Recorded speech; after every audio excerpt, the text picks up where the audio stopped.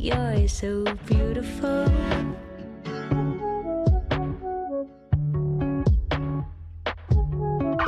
Let's go. Let's go, let's go, let's go. Do the impossible.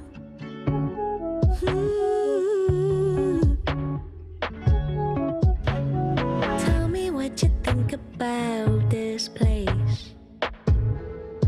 Right here where dreams are made of.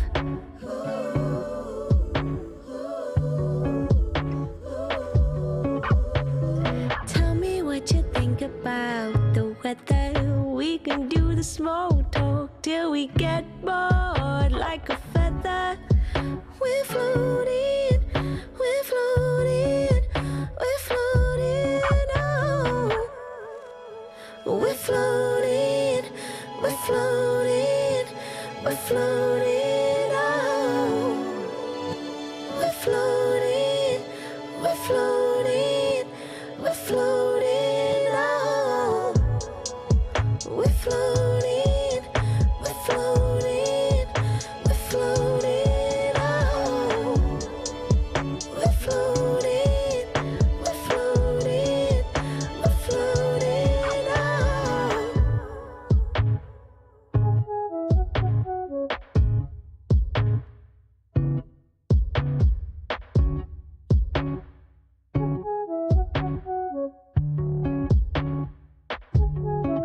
It's alright. Alright, alright, alright.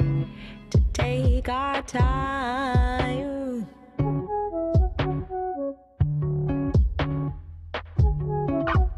Unwind. Lay back and undefined. It feels so right.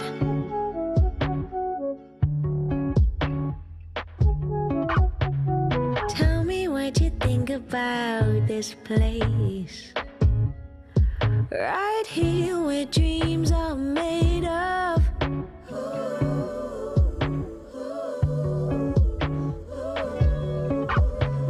Tell me what you think about the weather. We can do the small talk till we get bored like a feather.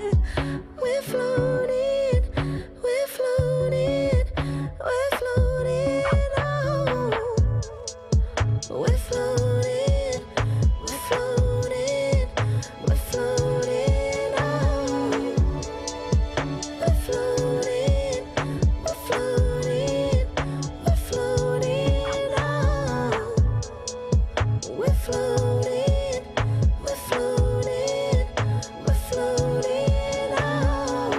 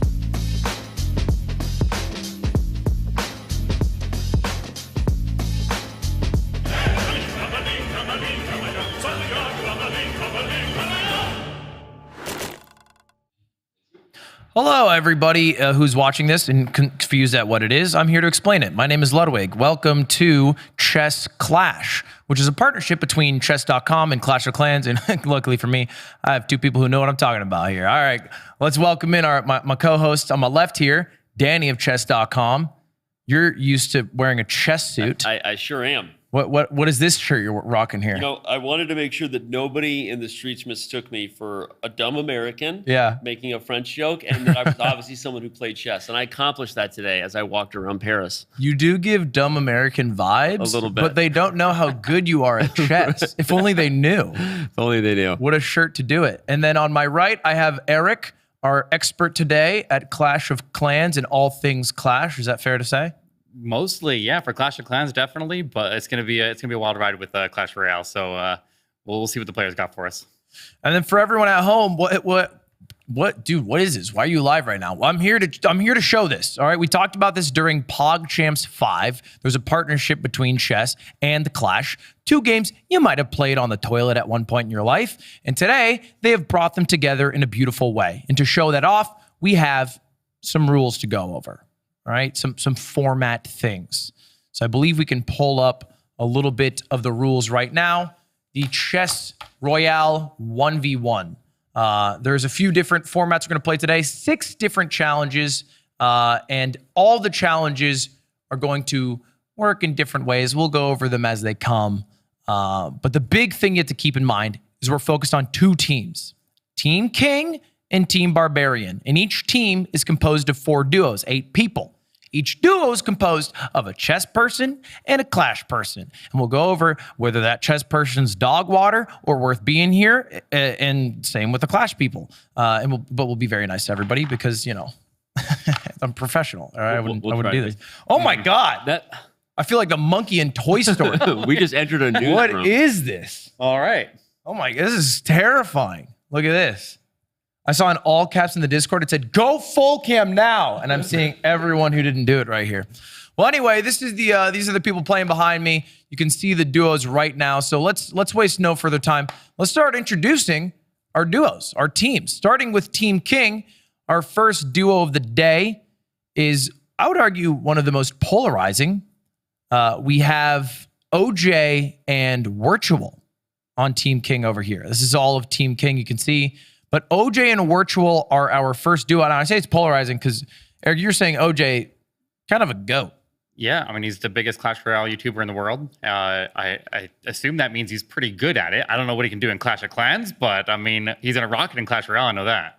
Biggest in the world. And then we're joined as the chess representative, Virtual. Yeah. Danny, how do you feel that this is your chess representative? What's Virtual's relative skill rating for Eric and anyone at home? I think Virtual would be upset if I didn't just call attention to the fact that he is by far the biggest underdog. I'm using the appropriate word. Okay. I like that term, underdog. He did win the PogChamps constellation. Sure. You were there, right? Yeah. It was at your place, but also competing against the likes of Gotham Chess and Amon Hamilton. Virtual has his work cut out for him in order to maintain that dub in front of his name. I'm gonna say I'm excited to see this because I have no idea who OJ is, but he's great at Clash Royale because he's gonna need to be great if they're gonna win this thing. Yeah. I would say he is to he is to chess what I am to Smash. Mostly there for a good time. Anyway, let's go to our next duo. We got a few to get through here, so we'll go a little quicker. Duo number 2. And this one's kind of fearsome because the Clash player has a decent amount of chess experience as well. It's Sapnap in Gotham Chess. And so Sapnap's actually the Clash person here, which I totally believe. Sapnap will delve into any game. I don't know if you have any experience with Sapnap or knowledge. He's a Minecraft. He's a Minecraft guy, right? He's a gamer. Like at his core, he's just a gamer. He likes all games, and he's played a lot of Clash in his day. And then Gotham Chess, one of the strongest chess players here, international master. That's a strong duo. This has got to be one of the teams to beat. I think Sapnap, you could argue, is as good as Virtual at chess. I think everybody's going to be equally bad at Clash. So, like, I think they just need to win on the chess side. Right. Okay. We'll see. Yeah. But this is definitely a strong team. Agreed. And let's go to our next duo. Now, these duos, by the way, are all under the Team King. So they're not competing against each other. They'll be competing against Team Barbarian. We'll go over them in a second. But first we have Christini.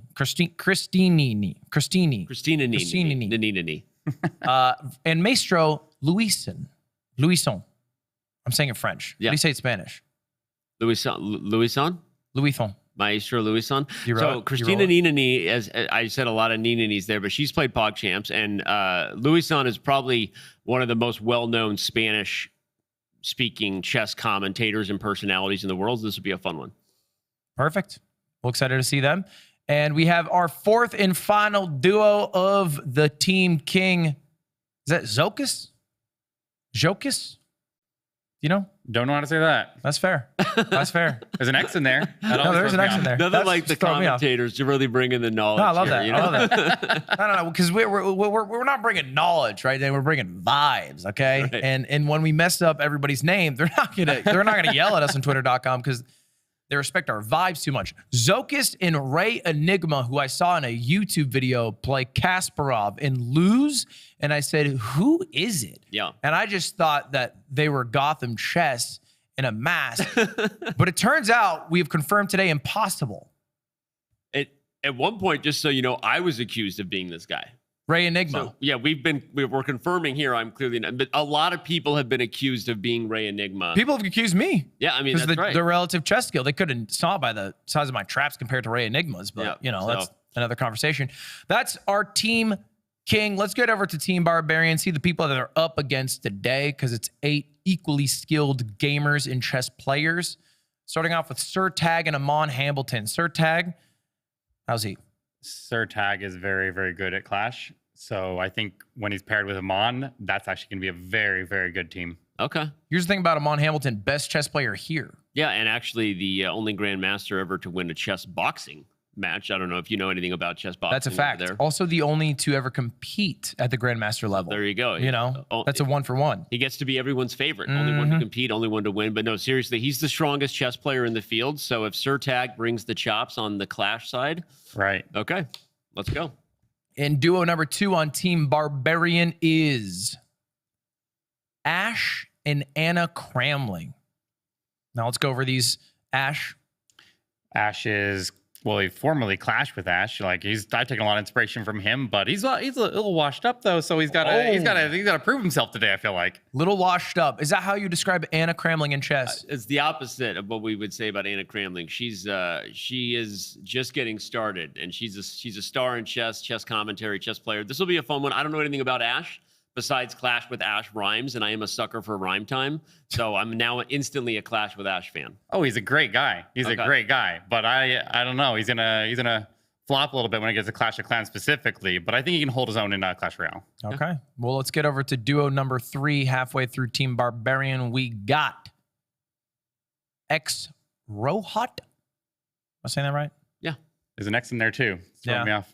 Just Rohat, I imagine. Just Rohat. And Alexandra Botez, which should be pretty fearsome. I believe they're together on stream, on Alexandra's stream. I could have made that up, but I'm pretty sure I saw them. Could be lying. Yeah, I thought I saw them too. I don't know if that was a thumbnail that got displaced, but I thought I saw them too. We'll call them Team I spread X. misinformation a lot. Yeah. And our final one, final duo of the Team Barbarian, Domingo and Kevin Bordy.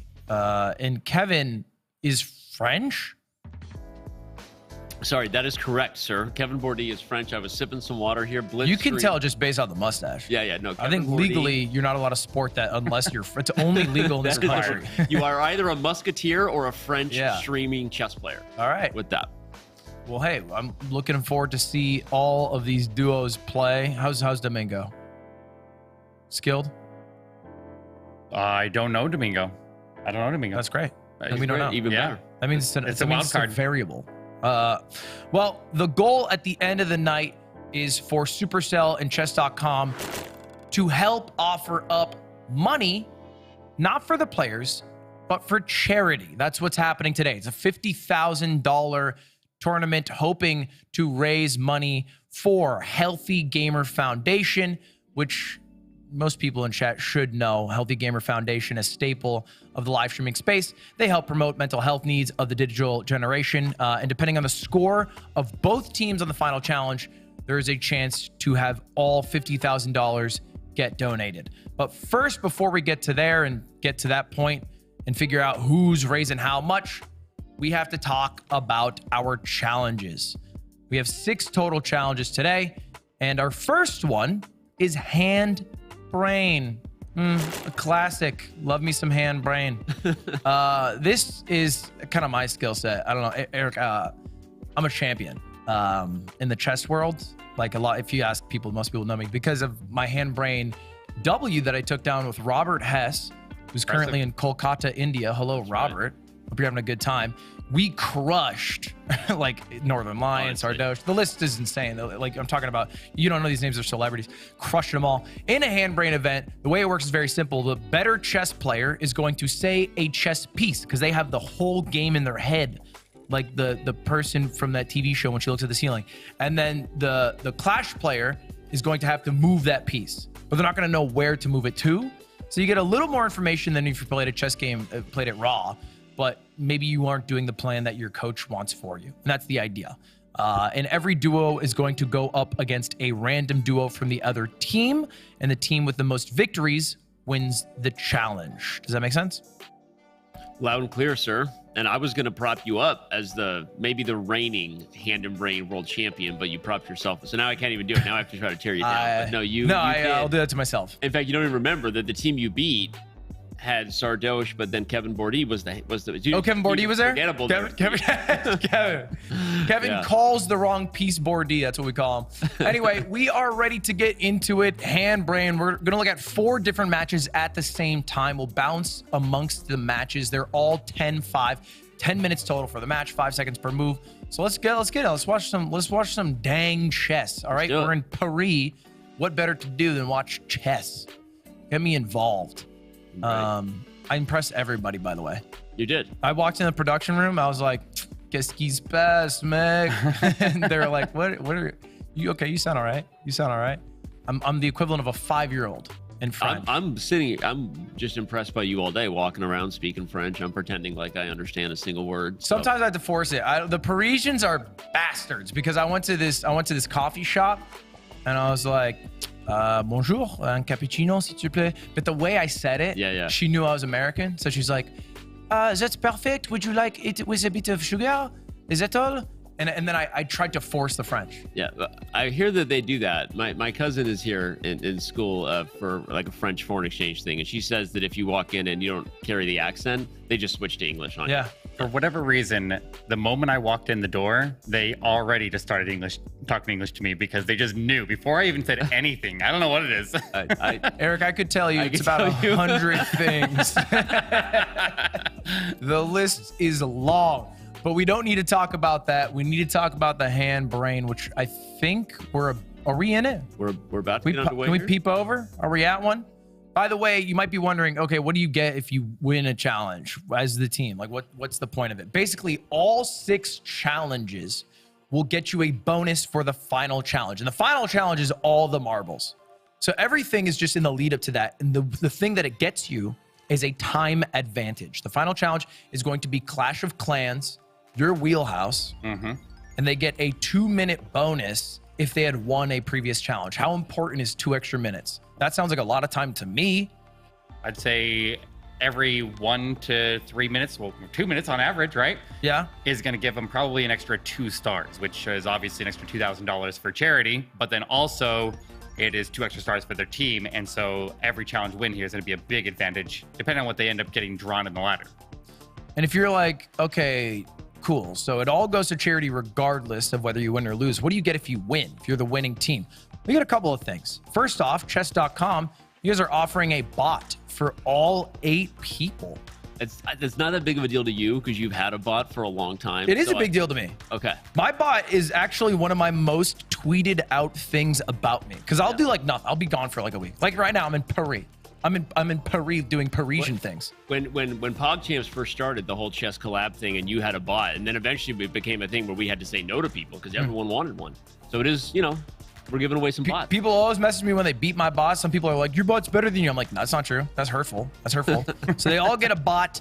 And on Supercell's side, the Clash side, they get a bunch of dope things in Clash that they're going to give away. So if you're a viewer of one of the people who win, or maybe not a viewer, go to their chat at the last second if you play Clash, because you'll get free stuff. Anyway, we are in the hand brain game, and we are looking at Amon Hamilton, who is giving the pieces to move for Sir Tag. This is Sir Tag, who's actually forced to make the moves. And who is Sir Tag and Amon Hamilton playing against? Good question. Yeah, I can't tell. It's actually right here. It's OJ and Virtual. Oh. This is going to be embarrassing. A stomp. Virtual's okay. So Virtual's like, he won the consolation bracket. He's like 1,000 rated. Yeah. He's giving advice to someone who's like paper one at chess. I imagine OJ has no experience. He's like 200 rated. Right. So like you put in 1,000 and a 200 together, you might get a lower rating than either player. you might have the rare effect of getting worse. Yes. Together, which is almost impossible. And Amon is cracked out of his mind 2,700, 2,800. Like, isn't he? Didn't he hit like insane scores? Well, OTB for those who don't speak French in chess means over the board. He's about 2,550. But online, Amon is 3,000. I mean, he's a fantastic blitz player. But if you're giving piece advice to somebody who doesn't know what they're doing and you're that talented of a player, like they also have to think about, like, am I gonna choose an overcomplicated piece to move there and they're not gonna be able to see it, because they aren't gonna be able to see your grand plan because they don't know what they're doing. It's a great point. You're making a great point, but I think the right brain can guide the hand to do the right thing. I mean, Lud can speak from experience on this. I can speak from experience on this, Eric. Yeah. It's the brain's job to make sure that they guide you in a way that you could not like F up, all right, to put bluntly. So yeah, we are in it here. I was wrong. I lied earlier. They're not in the same room, but we do have Alexandra playing with Rohat.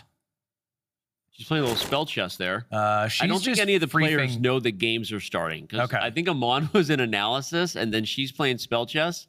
Let me tell you, it's like being disconnected in Paris for a little bit. They have it right over here.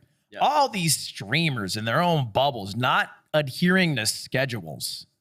It makes me sick. Frankly, it makes me sick. And you guys can't read it, but my chat right now there's a bunch of yeses and smiley faces because I believe in being on time. Yeah. We were on time today, so like that makes sense. Yeah, we were right on time today. I love, by the way, can I just call out that you quickly go from professional news anchor man, which suits you, to then like, what is it's the nightclub DJ delivering some sort of.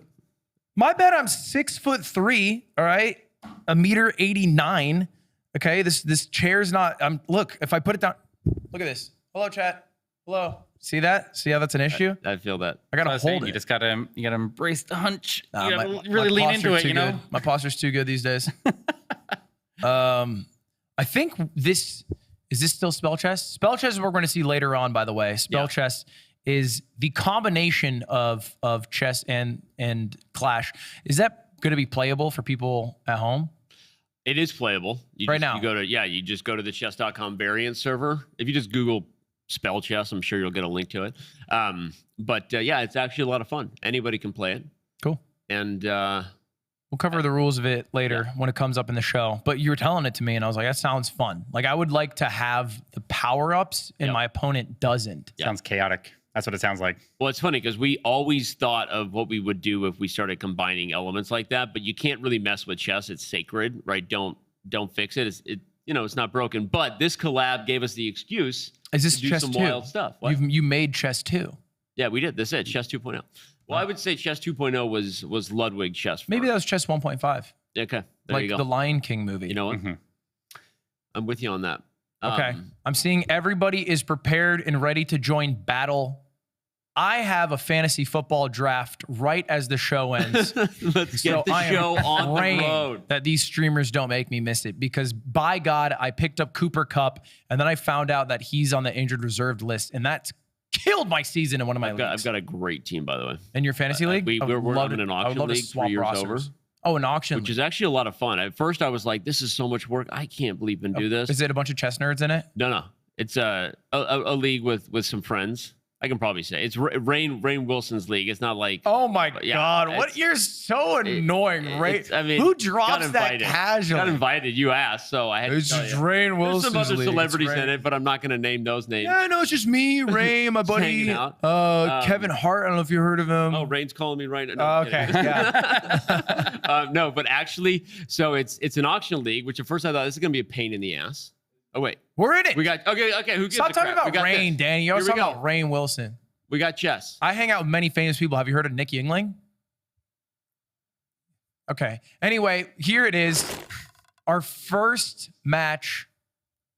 It's going to be Gotham Chess and Sapnap, which is a very powerful duo against Blitzstream and Domingo. So at this point, I guess it's worth talking about Blitzstream's chess skill. Is it comparable to Gotham Chess? It is actually. It's pretty comparable, and Kevin is a fantastic blitz and bullet player. I don't have their chess.com ratings live in front of me, but I would imagine that Levy and Kevin are actually pretty close. But we keep coming back to this, and now we're no longer joking, being serious. I'll say in the strategy of hand and brain, often the most important player is the hand, and I'm not just saying that because Ludwig is next to me and he won that event with Hess. Ultimately, it really does come down to the hand. If the hand is stronger than It's the him other saying hand, it, Eric. I'm not saying this. they win. Well, are they on a timer as well? Are they being pressured? Yep, right there. So you see the clocks next to the usernames ticking down. So right now, white. What the hell was that queen move? Queen That might have E2. been the dumbest thing I ever seen in my life. Am I crazy? No. So it's not the worst move. The problem is black has, you see Queen H4 check is coming at some point. Yeah. So you have to watch out for that. And the queen on E2 actually guards E4. So it kind of keeps the tactics at bay here if black gives the check with the queen. So it's not the worst. It's not the best, but it's not the worst. So I'm seeing Domingo's rating. I don't know if it's accurate, but they're currently put at 1,277. I do think Sapnap's rating is accurate. So that would mean that the hand is much stronger for Domingo Blitz as opposed to Sapnap Gotham, which I'm surprised by. That's a very high rate. That's an impressive rating. It's now, and I know I'm getting old, so my memory's coming back to me. This makes sense because Kevin has been pushing for us to invite Domingo to PogChamps for a long time, and we just never did. You just don't know, Wally? So now I'm like, wait, maybe we should have because he's 1,200, although he might have been the best player in the field. That's like my rating right now. And he's not, I mean, you're seeing this. It's not like he's playing like the rating is wrong, right? He's developed his pieces. He's gotten his king safe. He's up on or I guess even on the clock. So Domingo looks like he's doing great. Yeah, I feel like you're the position reader. You like playing these little games. You go do your chess broadcast, and I really feel like you're not even broadcasting at times. I feel like you're just playing a game of who's in the lead. Yeah. With Danya, whoever your co-host is. So right here, if you had to make a call, who's in the lead? Very equal, but I like black's position, and the reason is I'll show you the black king is castled, so you see it's safe on the edge of the board. And the white queen blocks the white bishop. The white bishop blocks the white rook in the corner. And so you have one of these old ladies who swallowed the fly. And there's Levy highlighting. And what he was highlighting right there is what white needs to do, which is push the pawn, the G pawn, so that you can move the bishop so you can get castled. So he was in fact, he's highlighting it now and he can't hear me. Thanks, so Levy. His whole point, and thank you, Levy, for participating. His whole point is he's highlighting that white has development problems. I'll buy your book when it comes out. Yeah. So, okay, white seems to be in a bit of trouble. This is our opening for this game. Let's bounce over to another game just to see where we are at the same time. We'll come back to this one in a moment. Maybe we can take a look at OJ Virtual, Surtag, and Amon Hamilton if that game is up and ready to go. Round the horn.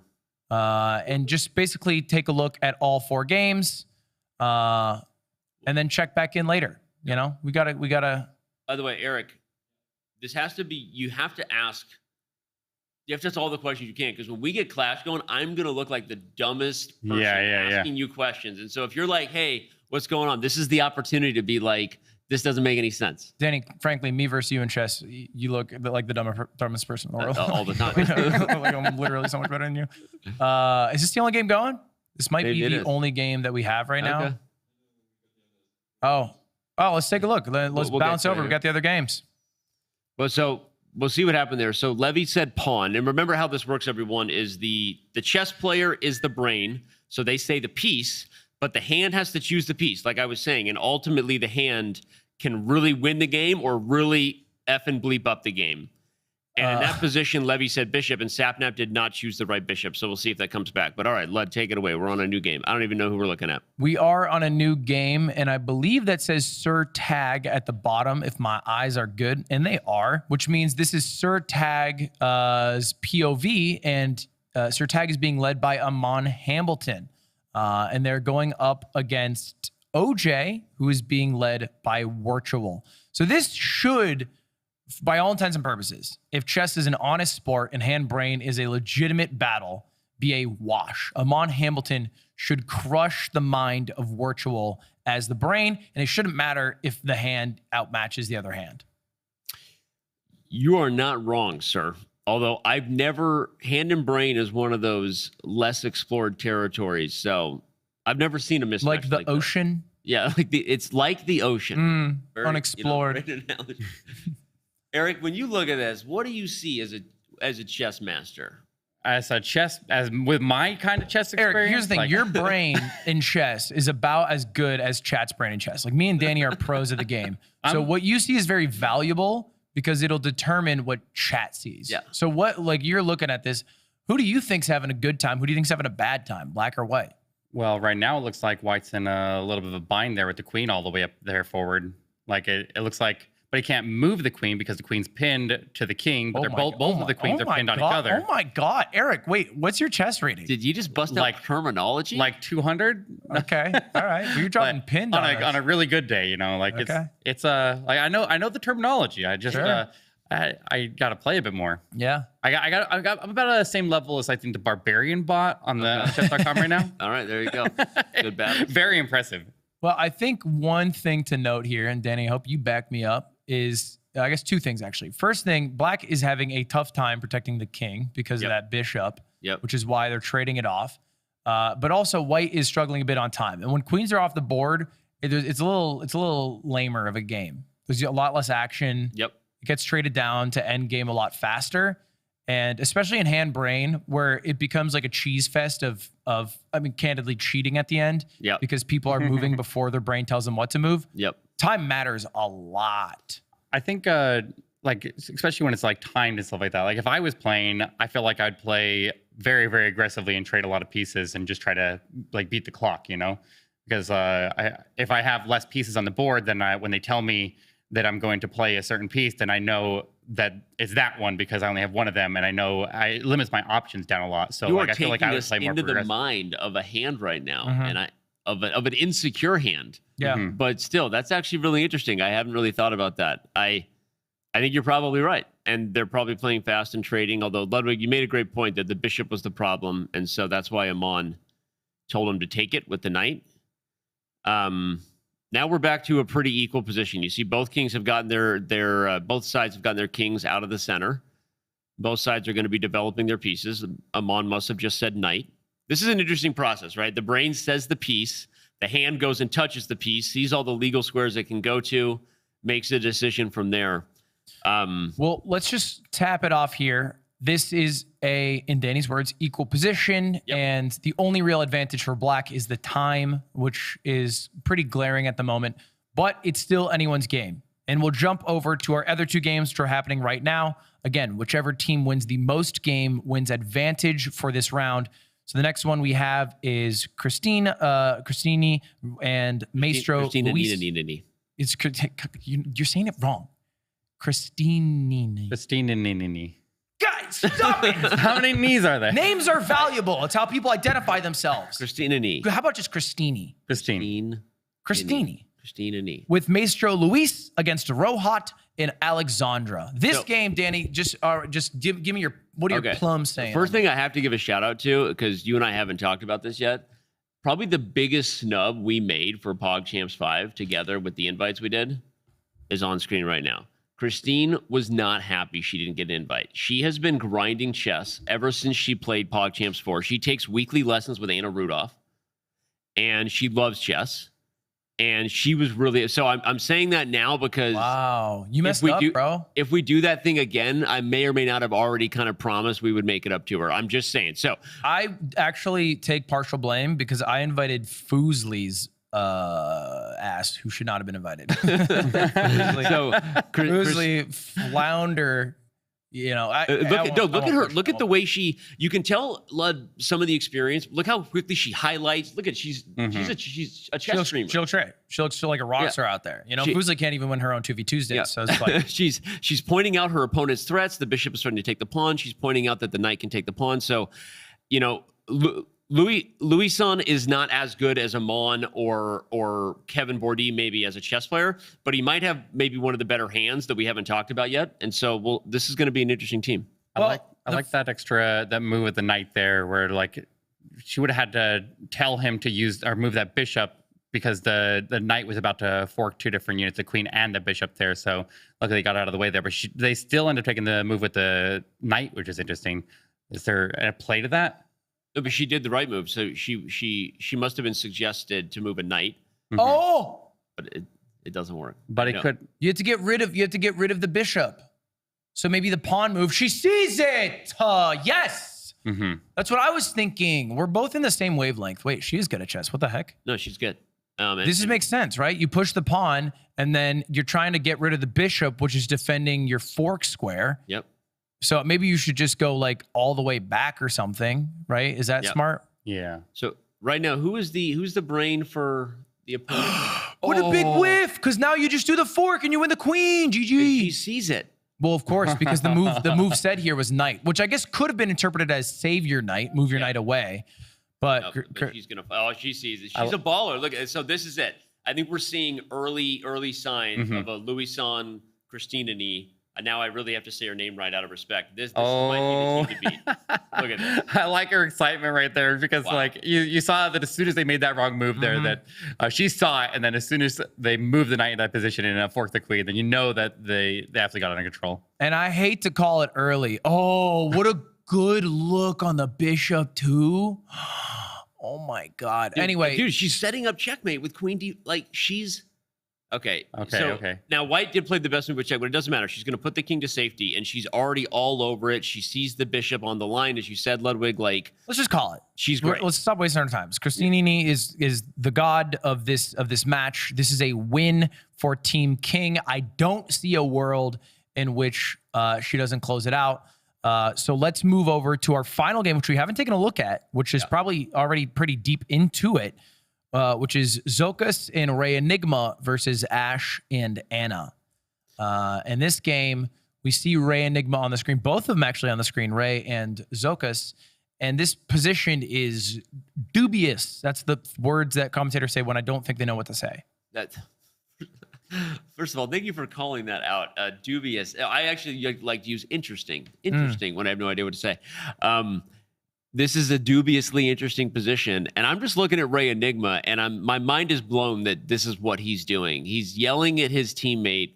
You can't see his lips, but you can tell by the way he's gesturing that he's got a lot of emotion behind his suggestions. But you're not allowed to say. I mean, generally, you're only allowed to say the piece. Is that what was that?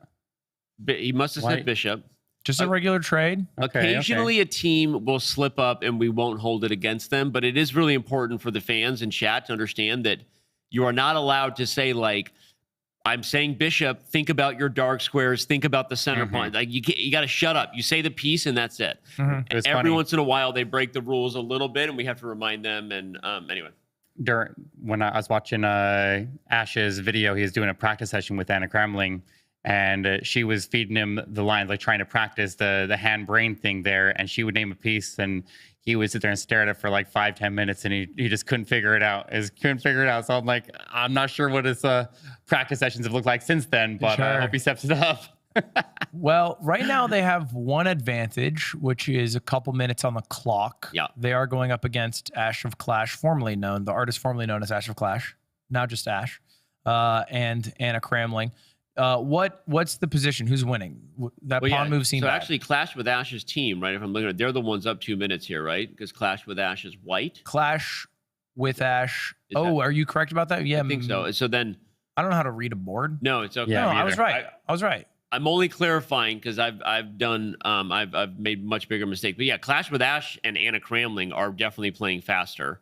It Wait. makes me wonder if Brandon's Yes. passion was like, you got to speed up, bro.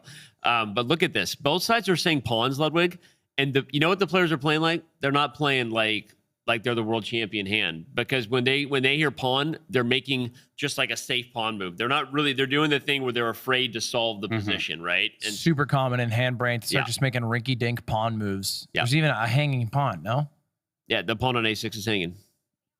Grandmaster Lud over here. I see things with my eyes and but also my heart. Well, this game, if you had to pick a person in the lead, which color is it? This is. I feel like as a chess player, I need to reject and refuse to answer that. This is a dead equal position where neither side is ready to win a chess game yet. But because I have to choose, I will choose white because of what you already said. They're up a minute on the clock, and there really isn't anything else to the position. It's completely equal. Both sides have all their pawns, all their knights. It's okay. Now C4 is a horrible move. Okay, let's see what happens here, because Anna said pawn and Ash moved a bad pawn, and they're just going to lose it. Okay, Well, it's fine difficult. change. Black is winning. It's difficult for a player who doesn't have a ton of experience. Like you say pawn, there's so many different options, and Yeah. they're not going to see the bigger picture there if they're not super experienced. So when you open up that big of a can of worms, like you don't know what's going to happen. Just kind of playing a wild card there. It's the brain. What you're saying is where Grandmaster Robert Hess and that duo that he had with Ludwig gets a lot of the credit, because an experienced brain will avoid opportunities for the hand to blunder. They will not play pieces that lead to a bunch of nebulous decisions. Eric, we were electric. Yeah. We're etched in pyramids. Yeah. It Let's was that get good. over to another game, which is somewhat similar, although I guess there was a bit of a shift in the winds there.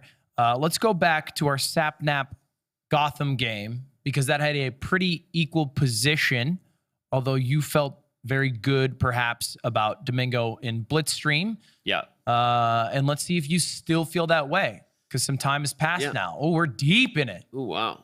We are far along. Yeah. I'm just And doing- Domingo, you thought was in the lead, and they are now certainly in the lead. Yeah, they're up. So they're up the exchange in chess, and exchange means there's the same quantity of pieces, but you have the better pieces. So if you look at Black's pieces, Black has 2 rooks, and White has a rook and a knight. So objectively, Black has won the exchange, even though all sides have 4 pieces besides the king. So that's some quick chess terminology. White's king is also wide open. But I will say this, like, as much as a grandmaster wins this position 100 times out of 100 as Black, there's some weirdness to this, and it's because knights for amateur players are very tricky. They're blunderable. It's actually in a very strong square there in the center. And this move G4 from Sapnap, if him and Levy just start rushing the pawns, look at the fact that Domingo only has 2.5 minutes. So Yeah. I'm just saying. Mm-hmm. So, question about the rules in the hand brain. If they say a piece, do they have to move, You have to move that piece. You have Okay. And look, he said knight, and Sapnap sees it as a great move. This is a discovered attack on the queen, because moving the knight actually attacks the queen with the rook. Do not move the knight there. No, go for. He had the right idea, and he's overthinking. Knight F5. Wouldn't it be better to do a little bait here? Yeah, okay, yeah. He. Sorry, say that again, Led. I mean, why not throw the knight on E6, do a little bait, you know? Actually, that was even better. Knight E6, and I just see this- things, Eric. Are I guess. you- I don't know. You must be the hand. Are you Ludwig of the Hand and Brain Championship team? Again, pyramids etched. So But- the reason, everybody, is that the knight on E6 would have been attacking the rook on F8, along with that discovery of that rook on F4 attacking the queen on C4 right now. So Ludwig actually saw the better move, better than I did. Knight E6 was the best move. They actually wouldn't let me compete in this. I asked Clash and Chess, and they barred me because they thought I was too good at each game. Yeah, Makes no, sense. he's a commentator for a reason. But I want to come back to the reason I like Knight F5 though too, because Knight F5 gets closer to the king, and there's all kinds of ways that this turns into a mating net. Meaning, a mating net is just when a net and you're trying to mate. Actually, that got awkward real quick. What I'm trying to say is a mating net in chess is short for checkmate, and it's when you have a bunch of pieces around the king and they can only get tighter and bad things happen. So This is horrible. yeah.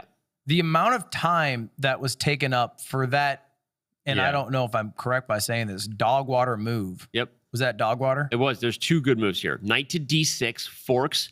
So there's no way Levy doesn't say knight. Knight to d6 forks the queen and rook. So a fork is when you attack both. Yup. Knight e7 check is actually a crazy move. And it's why I like knight f5. I was hoping for tactics like this because after knight e7 check, the rook can't go backward, everybody, without losing the queen. The rook takes the queen. And if the king moves, did Levy say rook? Levy said rook, which I actually agree with. Keep it simple, stupid, you know? Well, the queen or the queen would never mind. No, I'm not. I'm seeing the wrong things here. I'm in the mind of the hand there, and I'm thinking all the wrong things there. And I'm like, you're like in this high pressure situation where the time is ticking down really, really fast, and it's just like in like Clash of Clans and Clash Royale when you're in a high pressure situation, you just start to get tunnel visioned, and everything goes black. And you can't see anymore. I'm a little nervous about this. So Levy just said knight, and the issue is the queen's currently being attacked. Yeah, he has to see knight e7 check. So you have to check. That's check. the only reason that you would move the knight. Mm-hmm. Yep. And I feel like he does see this. He's calculating through it, makes the check. Good move, sapnap.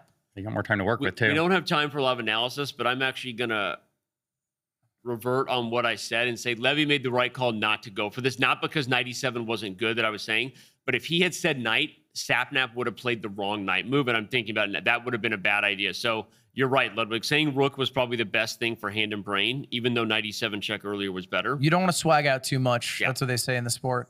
Don't want to swag. Did he say knight again? No, he said queen. There we go. Queen f4 is a good move. It blocks the checks. If you actually don't put the queen there, then the white king is open on the diagonal. I don't know where the other games are at, but this is exciting, and I'm dialed in. Yeah, I think we should wrap this one up before bouncing to another game here. Yeah, just because there's some drama here. Okay. What was the point of that? A good move from Blitzstream. Kick out the knight, move the rook in the way. Now the time's about equal here. I'm a little nervous. I'm a little nervous for old Sapnap and Gotham Chess. Yep.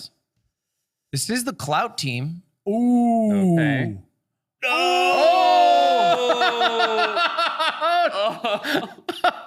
I love how Eric laughed there. that was no a good. horrible, gross blunder. Nasty little blunder from Sapnap. Robert, your boy talks about this a lot. Retreating moves are the hardest moves to see. Like it's almost counterintuitive. Oh, Okay. This is Jover. This is Jover. It's almost counterintuitive for other games, Lud, because in other games, like there's this, you go around or you go forward. There isn't a lot of retreating. Right. And gamers who are switching to chess, like they don't look for retreating moves like you do. And so what happened there was he just didn't think about the queen going back. Can I keep it a bug with you? Yeah. I love Robert. I don't think he drops much wisdom that's not worth listening to. I disagree on this point. Yeah. Sapnap's just dumb. Okay. Next game, we got to take a look at OJ Virtual Surtag and Amon Hamilton. We're almost assuredly going to see a win here for Domingo in Blitzstream, which is big for Team Barbarian. But this is our other game in 39 seconds on the clock. Let's bear this one out. That is not a lot of time. Yeah. And there are not a lot of pieces on the board. It seems pretty damn equal. Yeah. I mean, OJ and who's on a virtual and OJ. Yeah. This could be the upset of the event. They are going up against Amon Hamilton, right? Right. This is the strongest player on chess versus the weakest player on chess. I don't know how else to say it. I want to say team chess because it's not really team chess, but this is amazing. Ooh, knight. I'm sure Virtual called it out for the move knight c6. Yeah. What does that do? It just attacks. Oh, yeah. Don't That's do that. it. Don't do that. It attacks the rook. The bishop might take. But It doesn't it's trade. I don't know. But we'll see. This could be where Amon gets the better of Virtual because Virtual is a very good player. We saw that in Pog Champs, especially when he has time. But if he starts playing moves like this, like Amon just said, bishop. Yeah, this is not a good move. I saw this move, but I just did it because it was a move to see. The issue is that open E file, imagine there's not much action you can do because there's nowhere for the rook to go because the king defends so many squares and then the rook defends the final square. So like, what are you supposed to do? Yep. Pawn, probably a call here. I'm imagining G3 comes. Oh, it's a rook call. You said rook, so this is scary. Okay, that's a very good move. OJ is how good is OJ at chess? Maybe we're just underestimating the hand on this team. OJ's swagging out a bit. Time is super low though, like concerningly low. Oh yeah, move up one more perhaps. Okay, if you give up the don't put the rook on that square. Oh my god. if you put the rook on that square, Amon will say king immediately. Yeah. And we'll see how fast Sir Tag can see the king coming forward. Yeah. Oh, look at this. The time is crazy close. 25 seconds each. And exactly like you called it, king came forward to defend his pawns. The move call was pawn, I believe. We said pawn? Yeah. Which Okay, I'm only one pawn assuming move. should be F3. It's the only move. 12 Loses the seconds, game. though. Not a lot of time. I feel like they just need to make fast moves. Like, I don't know if anybody can King. specifically win here, but like just time the other person out by going faster. All right, GG. did it. GG. I think it was probably a bad call for Virtual to say pawn there, right? I agree. Hoping for the one F3 move. I don't even know if that was good if he had done F3, was it? It was the only move at that point, but black was already getting better. You're right. And now pawn was probably a call to capture on G4. That was a whiff. And this means that we're almost faster. definitely going to see a win for Sir Tag and Amon Hamilton, although almost made the upset, which means likely two wins for Team Barbarian. Yep. Let's take a look at our third match. This one we thought was going to be a wash with Christinini and Maestro Luisan. Let's take a look, see if it is still a wash, because this would mean Team King has some hope here. Maybe it's already done. Yeah, as long as But as long as Amon and Sir Tag, you know me, I'm still the PogChamps hangover is real. It generally lasts several months until you've had enough, juice and eggs and all the things you need. What do you eat normally? I'm thinking that there's a stalemate possible, and PogChamps does that to you. It's a girl diet. I feel like it will be tough, and we do see a lost Wait, screen. what happened there? It seems like this is, if I'm correct about this. Yeah, Christinini won. This is what we thought. Christinini won. Yeah, I am Christinini took down. I'm pretty sure this is Rohat. Zohat, Alexander Zohat? Botez's partner. Okay. All right. Which means the only other game to take a look at is Ray Enigma and Ash. Yeah. Which is Cramling and Clash with Ash versus. How's that not checkmate already? It is checkmate. It's over. Oh, okay. And that game is Here we go. still going. All right. So this game kind of determines it. Yeah. And Because Christinini got a win for Team King. There's two Team Barbarian teams that are poised to win, barring a stalemate. So this either was going to create the tie 2-2 or give Team Barbarian the win. Ray Enigma and I'm seeing a hung horse here. yeah, this is fantastic for black. They're up a queen. Do you see? Yeah. Do you see that too? Yeah, I see that too. So what is this? So this It's like is we're all seeing that horse. Ray Enigma and Zokas are on Team King. So yeah, Team King is actually. I don't know. I've lost track of the score. Let me do this, brother. I have you. We're watching Ray Enigma Okay. along with Zokas, and so that means they are winning this match. Yeah. And they are also on Team King, which Yes. would mean this is the most perfectly balanced teams because Team King is going to get 2 wins and Team Barbarian is going to get 2 wins. Now, it's not totally in the bag. This one seems pretty locked because, I mean, they're up a whole queen and rook trade. Oh, he sees it. Yup. Okay. Yeah, now they're up juicy. They're up juicy. This is over. They're also up on the clock, so there isn't that practical concern of just panicking. Right. So this looks so unless any of those other games went the way we didn't predict, then you're right, man. We're deadlocked at 2 games apiece. And what happens if it's a tie? Well, nothing, actually. It's just, again, a challenge to help for the final round. If it's a tie, both teams get 1 extra minute. It doesn't really do much. That is checkmate right there. They offered up mate and won. That was very sweet of them. Mm-hmm. Kind. Is that a full body morph suit? Yeah, he doesn't kid around. This is not I don't think he gets out of that thing. Doesn't have skin. He just has checkmate. Then we know for sure that he doesn't live in Paris because there's no air conditioning and it is 95 here. It looks like a draw. Wait. What? Dude, Draw? what? Say stalemate or what? You called I it. told you. PogChamps lives. Wow. It gives people like us panic attacks. Wait, who was that with that was against Sir Tag? That was OJ and OJ, Virtual. Well, it doesn't Wait, does that changes everything? Everything. That changes everything. What a huge, massive, ugly blunder. So this stalemate between the two mean that Surtag and Amon Hamilton are no longer going to get the win.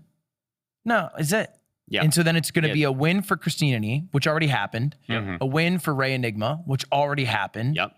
And a draw for OJ and Virtual, which means that they win. Yeah, that means Team King takes it. Team King takes it 2.5. Whoa! Team King with the W. Yep, there we see the screen.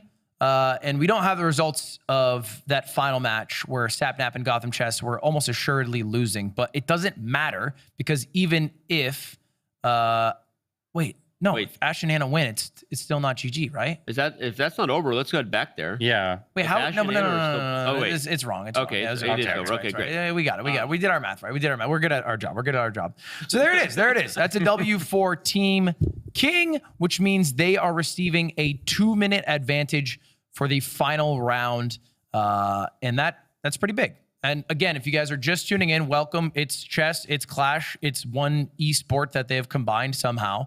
And what we are doing here today is we are playing both games in as many ways as you can play them. And it's all in preparation for the final challenge, which is the Clash of Clans Raid Challenge. Yeah. And all these 6 challenges give you a up to 2-minute bonus for that final challenge. That's it. You're just basically playing for a little extra time for your final thing of the day. And the more time you have at the end, presumably the better you'll do. I think that's right to say, Eric. The more money you can win. The more money you can win for charity. That's right. Well, and all the giveaways for the viewers as well for their channels if they win. What do I win? Yeah. You want to make a bet? Let's do it. I will put 100. No. I will bet the entirety of Mogul Moves and you bet the entirety of chess.com. Even trade. I'm gonna pick randomly Team King. You get Team Barbarian. Shake on it. It's just I'm legally authorized to do this. So there you go. All right. He won't offer up his main channel, just his side Eric, project, I'm right? gonna be worth billions soon. Okay, so Man. anyway, here are the teams. I got Team King. That's Team Ludwig now. You can take a look at them. We got people like Gotham Chess, Sapnap, Christinini. Yeah, Other people. Christinini, she's the winner over there, man. That was the most My impressive whole team's full of chess.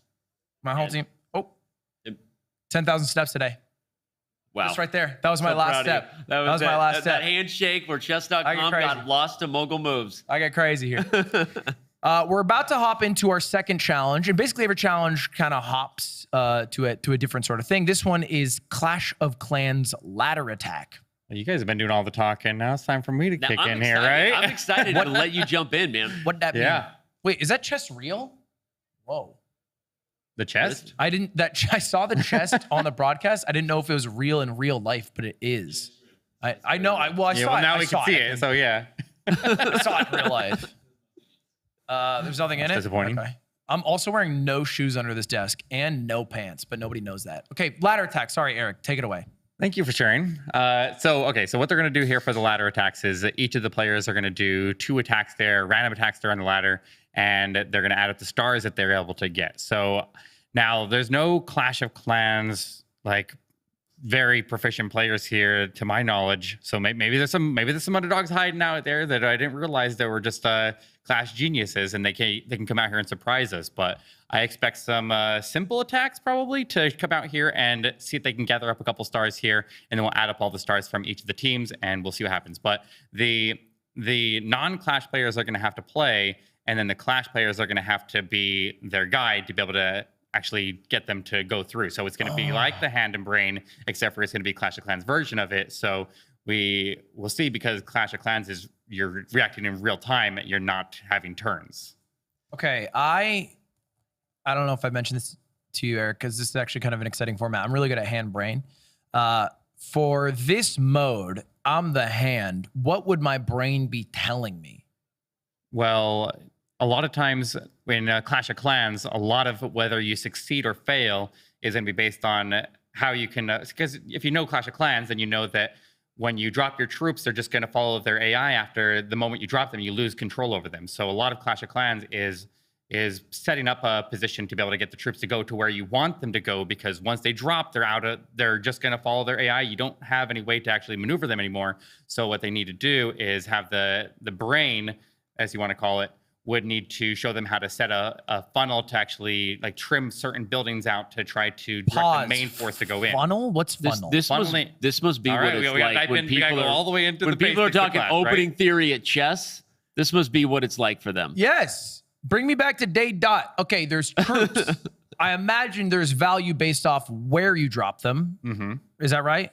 Well, there's value for what they can claim. So certain or lots of troops will have different troop counts that they can cost to be able to take onto the field. And so if they overcommit into one area, they're going to have less for another area. So you only have a certain amount of army camp space before you just run out. And so you're going to have to utilize exactly what you need into a small area to try to like trim out a couple buildings in on one side of where the force is going to enter, and on the other side to make sure you like create a lane into the base there. So if we see that, then I'll definitely make sure we're calling it out there to see if they actually have a good funnel, because if they're going to be attacking on the ladder, a lot of the ladders are going to put bases that are going to have like the town hall in the very middle of the base.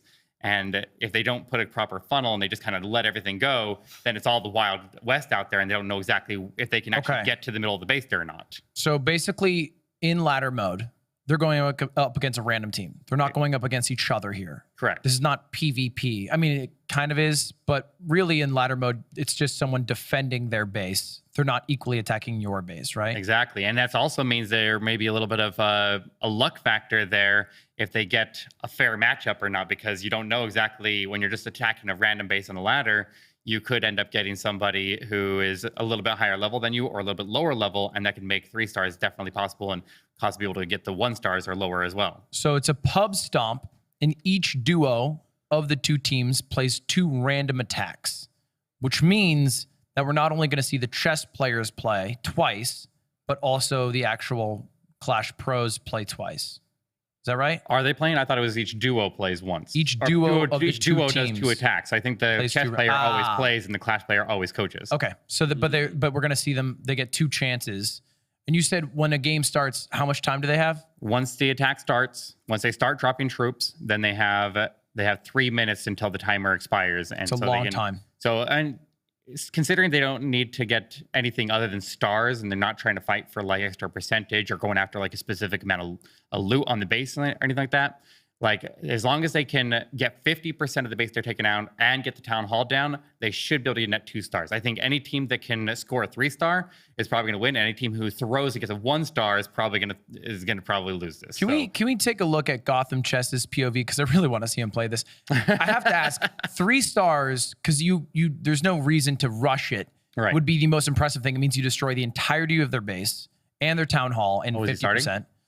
What is this army composition? This is okay. This is a terrible army. But the luck of the draw. Please put Levy on blast. Why is it okay? We're about to start here. Why is it terrible?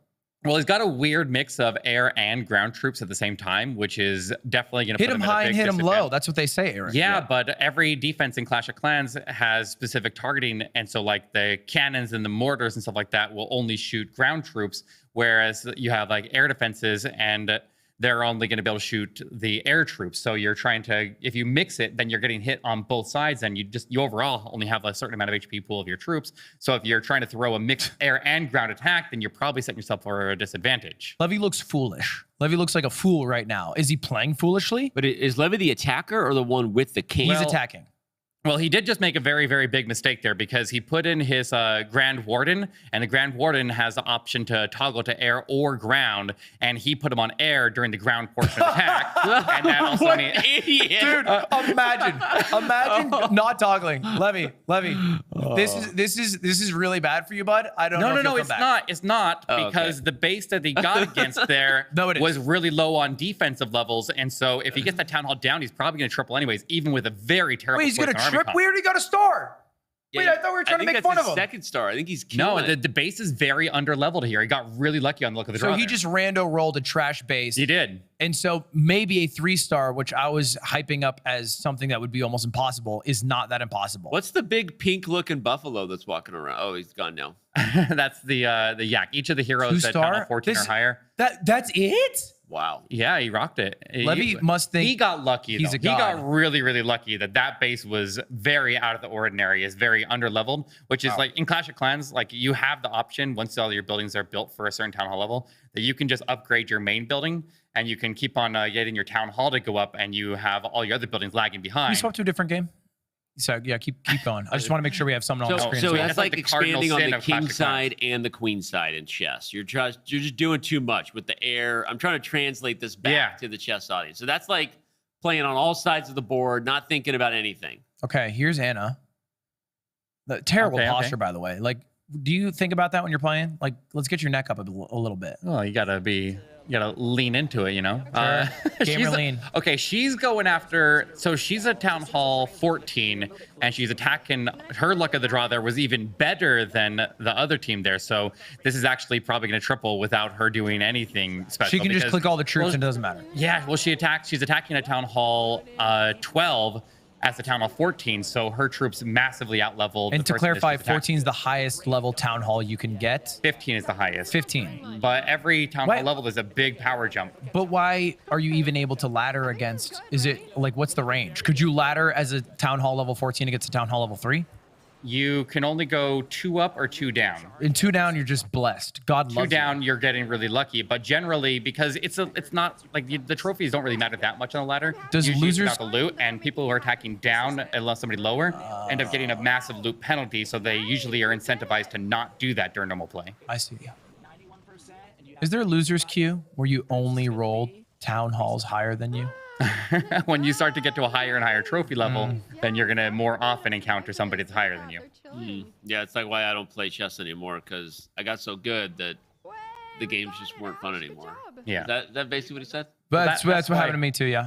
That's why most people like to the ladder is more about just farming loot and just trying to just mindlessly play the game a little bit there. Usually when you get into the real PvP happens when you get into the war, and then you always have an even matchup where you're playing with your teammates and you're all playing together, and that's where that's where all the competitive plays. The ladder is like Hikaru. Whoa. This base looks crazy. Who's No, playing? what I is can't no, see ahead. this is terrible. He didn't bring an army at all. All he has here is only the 4 heroes and a siege machine, I guess. There, he didn't actually train an army there. He has no army. He only has his heroes. What town hall level does he have? Well, he's 14. He's attacking to 13, but it's going to be very difficult to get the town hall down without any troops. I mean, did his brain just fail to Yeah. communicate? Who's his brain here? Who we Grandmaster get? brain. You know what? His brain hasn't been the same since chess boxing, bro. Is this embarrassing? Ludwig, at this is your fault. Amon's brain has not been the same since chess I know, boxing. don't put that on me. I think this is Sir Tag, if anything. Yeah, that's a big mistake right there. I mean, and he's going to 0-star this. That's going to be a 0. That might be a throw for the whole team. Yikes. That is a huge throw because everyone else seems to be sweeping by just spamming troops, at least getting 1 or 2 stars. And Amon Hamilton for I will blame Sir Tag on this one. Team Barbarian. You took Team Barbarian, right? Team Barbarian taking a hit, Danny. You nervous over there? Wait, which team were you again? I'm Team King, buddy. Okay. All right. And it seems like Team Barbarian taking a little bit of a hit. I want to name it Ludwig.com. It still services chess. Wow. We just changed the name. How about this? Drop the chess. Just Just.com. .com. It's cleaner. Like he made his greatest contribution ever. Drop the. Drop the. Okay, well, for everyone watching at home, by the way, this is one of 6 rounds that will preface the final challenge. Clash Royale is up next, which is a format that many of you will have played. That's something Danny feels comfortable about. We are starting here in the ladder.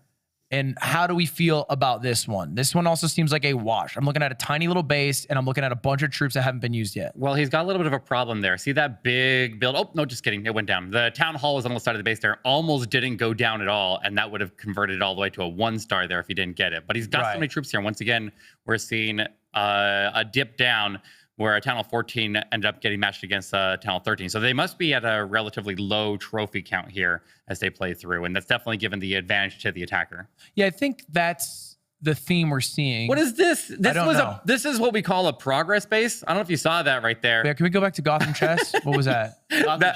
Gotham Chess on a progress base.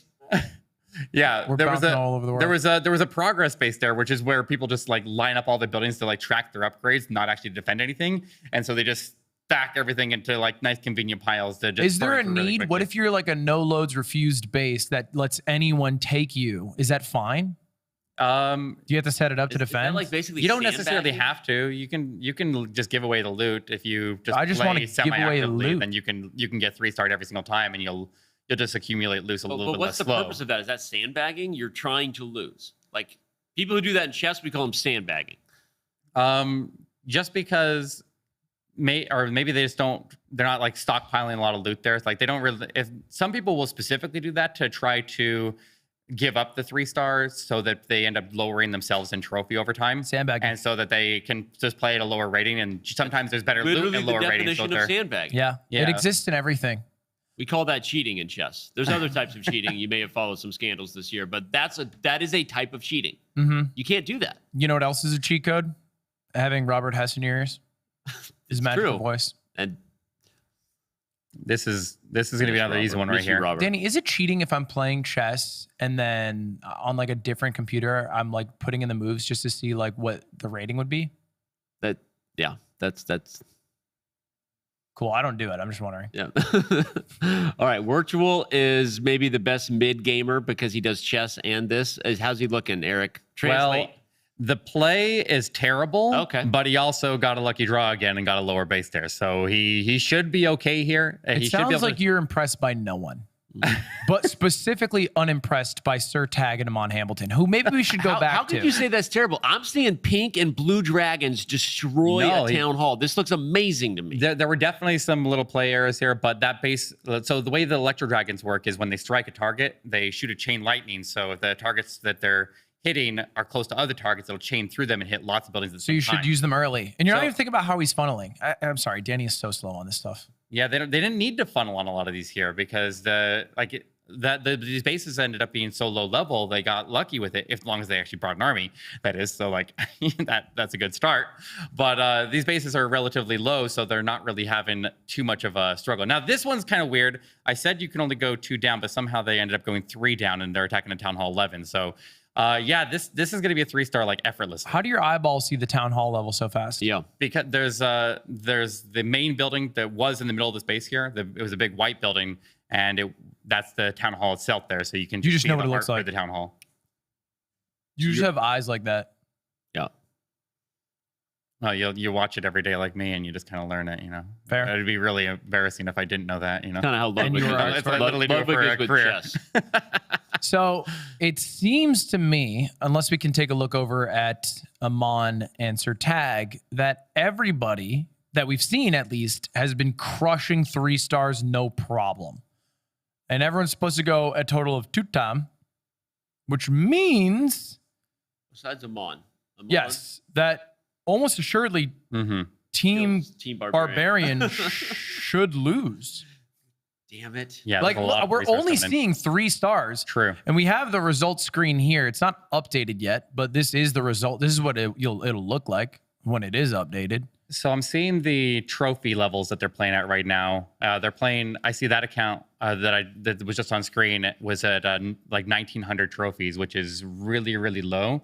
That's where I would expect a player, if they're just kind of falling into the natural progression of things, that's where about Town Hall 9 or 10 would be, and they're Town Hall 14, which is like That means they're a pay to play, basically. they're playing against people who purposely end up dropping their trophies down to that level to be able to try to get more loot and attack under level players. Like you're saying, they're like they're sandbagging it, you know. a little bit. Sandbagging son of a. Doesn't Whoa, help you when whoa. you go into the war mode of the game there, but in farming it can be a little bit advantageous. Is this one a little better? This base seems to be getting thrashed. This is a progress base. This is what I was talking about earlier with the progress base, where you can see where all the buildings are just kind of lined up by their type, where they're just using it to track the progress. Usually people don't set this as their active base, and they just kind of, they'll look at it when they're like trying to choose what upgrade they want, and then they'll sometimes log out and forget that they had that set. and then they'll have it set as a defensive base. So It's definitely organized not like what a you should do here. Plants vs. Zombies map. Yeah, it's just like mowing them down, like lining them up to just be mowed They're down. just slowly walking through. It's another 3-star. Look, I think we can safely say, and maybe I'm wrong about this, maybe this score will blow my mind, but that 0-star was a lethal blow for Danny's ownership of chess.com and Easy. potentially his entire, like, relax here, Danny. Come on. Yeah. Hold it together. It's only You're challenge ruining number company 2. Property. All right. That's my property, buddy. I'll charge you for that. We charge for paper. We love the environment. So I believe we should be, I mean, I feel like they're crushing through more than 2 games. Say that one more time. We're waiting for the scoreboard to update. You know what'd be really cool is if that chest opened and there was something in there for us. There is something in there at the end. Oh, here it is. The Oh, last a 1-star. one. Yeah. Did he get a dub? What side was that on though? 1 star. Put it on the board for Amon Hamilton. Gosh, Amon, you're killing me, bro. Only 1 star on the 2 stars on the screen, actually. Amon himself and the star he got. That's what I say. See, at- I'm a positive team leader. That's when my team wins. But I wonder if he learned his lesson after going in with no army on the first one to actually make an army for the second one there. I didn't see what the second attack was. Yeah, I'm sure that he learned it. He'd actually tell you a lot about funneling now. Wow, impressive. Man. There was no funneling. There was no funneling at any of those attacks. You there. don't have the same vision as Amon. He funnels. right. He funnels amazingly. He's a funneler. That's what they called him in high school. Funnel. Sir funds a lot. So that's challenge 2. We'll wait for the scoreboard. I'm guessing this is a Team King win.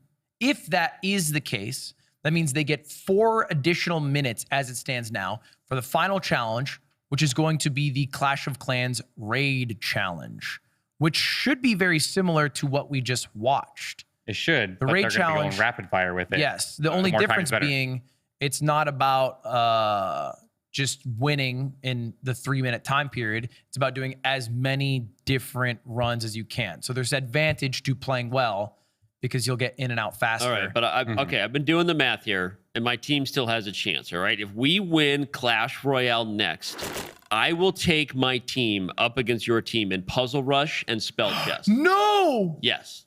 No, No, I mean, I think Team Barbarian. Oh, yes. Wow. Oh, I don't know damn it. what happened, but Ray Enigma might have been the worst Clash player to ever do it. They got a total of 0 points, but it wasn't a big enough throw for Team King Wow. to be out, which means Team Barbarian does take the L still. And Team King, as we predicted, is up 2 challenges. You can see right there what's the advantage, wait, plus 4 minutes. I thought you were giving me good news there. Now I Well, get it was It's only good news. bad We had the worst player in the entire competition. Yeah. It just happens that them being that bad wasn't enough. Okay. Yeah, but that's plus 4 minutes for the whole team, not just like specific players. So that's gonna expand to the whole Their team, whole team gets 4. and they're gonna get a This is huge horrible advantage for out of us. that. So that makes every right. single challenge that much more impactful. Right. Because 4 minutes in the hands of OJ is a lot more valuable than Yeah. 4 minutes in the hands of every other chess player combined. Exactly. Yeah, Yeah. that is okay. So, but if we win Clash Royale, we are the favorites in Puzzle Rush and Spell Chess. I'm calling it. What So this next one, What is Clash Royale? Danny, you're the expert here. so I do play a lot of Clash Royale on my phone, and it's it's a very quick game. It doesn't involve all the stuff. There's no funneling involved. You just place pieces and they attack. It's glorious. It's glorious, and that's it. You don't have to do anything.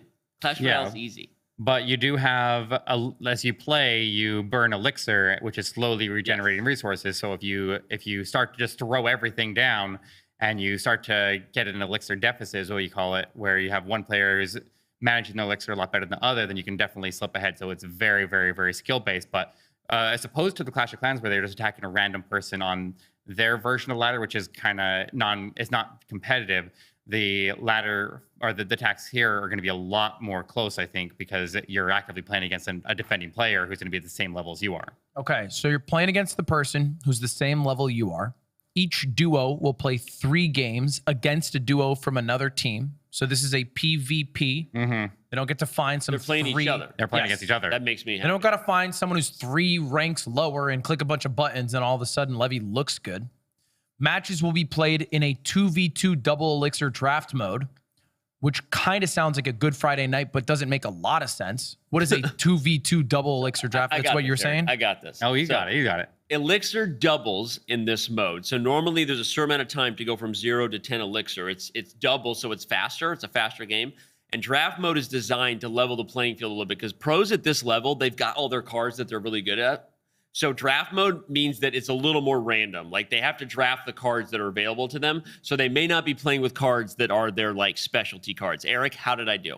That was pretty good. Follow-up question for you. 2v2, it's built into the game? Or this is... Yeah, 2v2 is built into the game there. So basically what they're going to have is they're going to have 4 towers instead of 3. So you'll have... Normally you have your king tower and you have 2 princess towers. And then in 2v2 mode, you're going to have 2 king towers, which are your back line. And they start off like unactivated. They don't fight back unless somebody deals damage to them. So it can be, if they mess up and they can get them both activated, they can put out a lot more defensive pressure. Let me explain this. In 2v2, the push really matters. What's a push, you might ask, in Clash Royale? The push is like, you can't just be impatient with your dudes and your elixir because then they die one at a time. It's not like developing all your pieces at once. So why don't I just spam it all at the same time so they all walk together? So the push is you patiently do your elixir so then you basically get everybody at once going, like 2 armies, and that allows you to like just win the game. What do you mean? What do you mean? Do my elixirs? How do I do an elixir? So if he just starts dropping everything that he has and just putting some giant wave of things going through, if they do what you call a counter push and they are able to actually defend against that and use what they have on defense, then if they wipe everything out there with the assistance of their defensive towers as well, then they could have a whole bunch of troops still standing when the dust settles, and with their opponent now exhausted from elixir, they can have a good counter push there. And elixir is what determines how quickly you can shove out troops. Yes. How do you recharge elixir? It just naturally goes up. It's automatically refueling, but as he was saying, if you burn through with a superficial attack, they not only defend, but now everything comes back. And when they get to that halfway mark, you'll see it. They drop a bunch more with all the elixir they gained, and the push just kills you. This reminds me of a rally car race that I watched on YouTube the other day. Yeah. It was this 51-year-old Japanese racer, and he didn't re-up gas. He thought, I'll just make it to the end. In first by a long shot. Gets to the end line, 100 meters away, car runs out of gas. Gets out of the car and starts pushing the dang vehicle. No, because he could not push a car 100 meters faster than another car could catch up and drive. It was actually depressing because the car was sludging up the hill. I don't even think he continued pushing. He gave up. Wow. But that seems to me similar to this counter push where he shoved out everything he had, wasn't enough. And then, you have 0 elixir now, and they have troops still up, and now they're catching up to you. Yeah. Well, I think a lot of the most inexperienced players are going to, the biggest problem you're going to have is you overcommit into a defense or an offense, and you end up getting countered really hard. So if you do push really heavy and you end up having them do a good counterattack there, then you're just kind of really screwed. But in a double elixir, I feel like it's going to be a lot more forgiving because you have 2 players and it's a double elixir.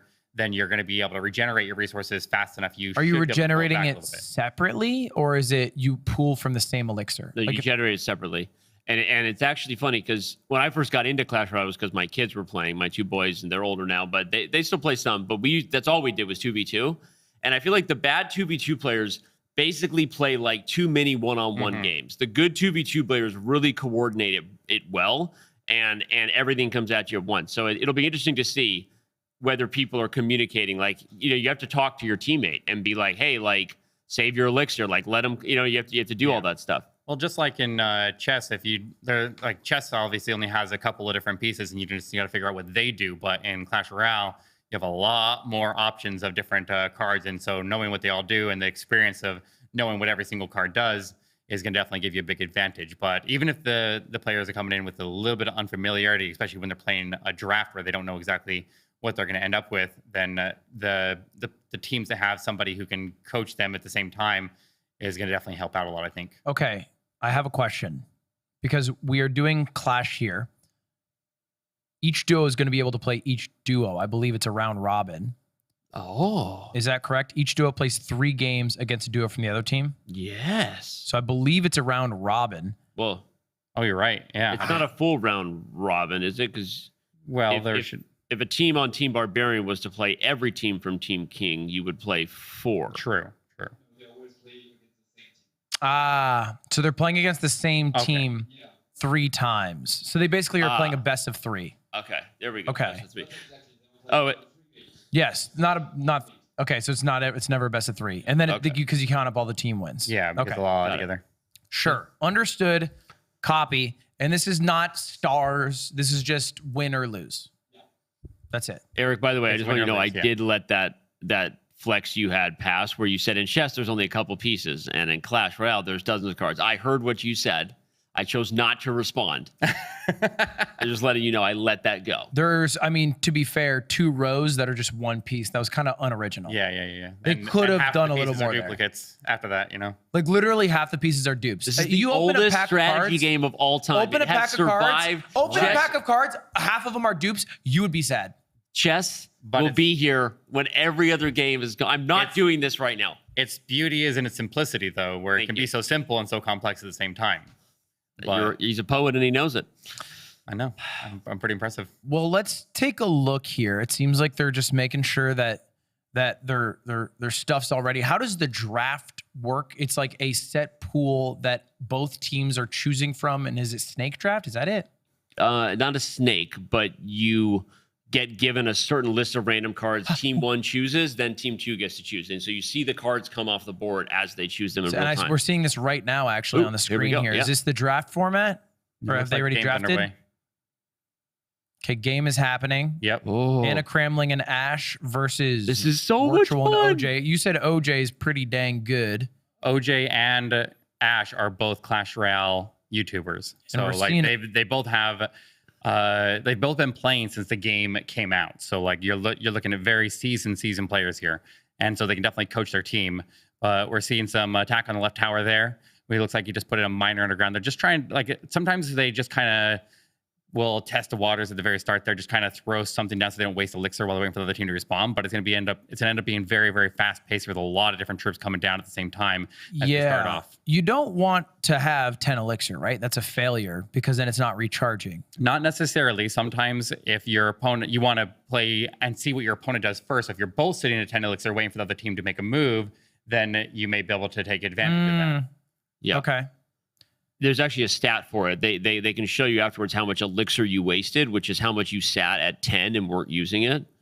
Okay. So that was kind of interesting. You saw that big rocket cross the screen there? Yeah. Notice how the rocket was specifically positioned to not activate the king towers behind. The king towers behind are not actually dealing any damage to everything up forward right now. So as long as they can not deal damage to them, they'll stay out of the fight there until the princess towers go down in front of them.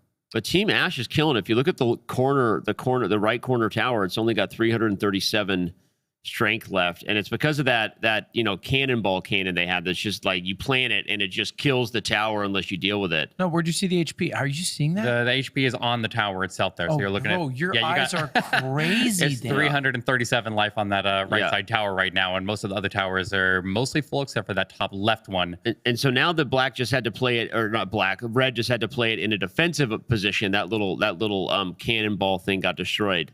So blue is back on the grind here, pushing a little bit. Well, red is countering pretty well right now. They got a lot of forces built up there as they're playing defense now. So you get that giant skeleton coming to the right side. If that skeleton reaches the tower, it'll start to hit it, but then it'll actually blow up and destroy the tower when it goes Yeah. down. So I think that Oh, a right little side tower is martyrdom? going down. This is a But problem. Yeah, but the left side, they got a lot of push going he's to still the left side going. as well. Yeah. Big man on the campus. Too far for the king tower?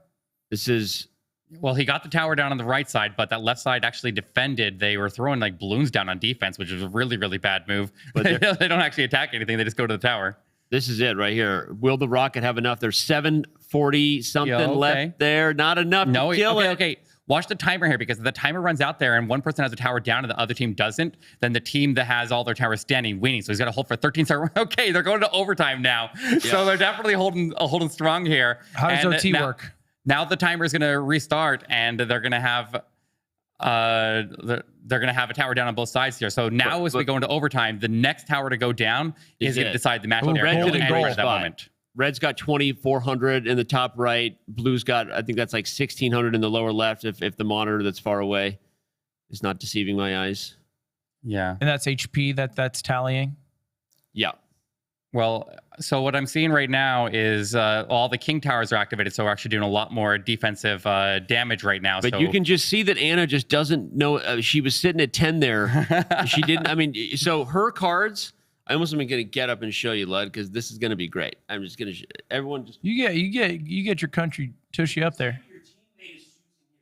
So this is OJ's screen. This is what Anna has. And you can see that she was just fumbling with Elixir and she didn't know what to choose. And that was killer. Well, when you start to have so much elixir come in so fast, then you're playing more rapid fire, and so you may be like overwhelmed by having too many options. And some players. Wait, red team's getting thrashed. Look at OJ. He pulled off a direct assault on the double king towers, but it's a hugely risky play because if you don't kill the king towers, your tower is way more likely to get killed there in the front. But it's paying off. Look, he's gonna do it. All right, Blue's taking this. Blue's taking this. There we go. Oh Easy my day. God. They just continuously pressed on that left side there until they took it. Did red team do nothing there? They were trying to fight back, but there was too much coming at them. They couldn't deal with it as it was arriving. Wow.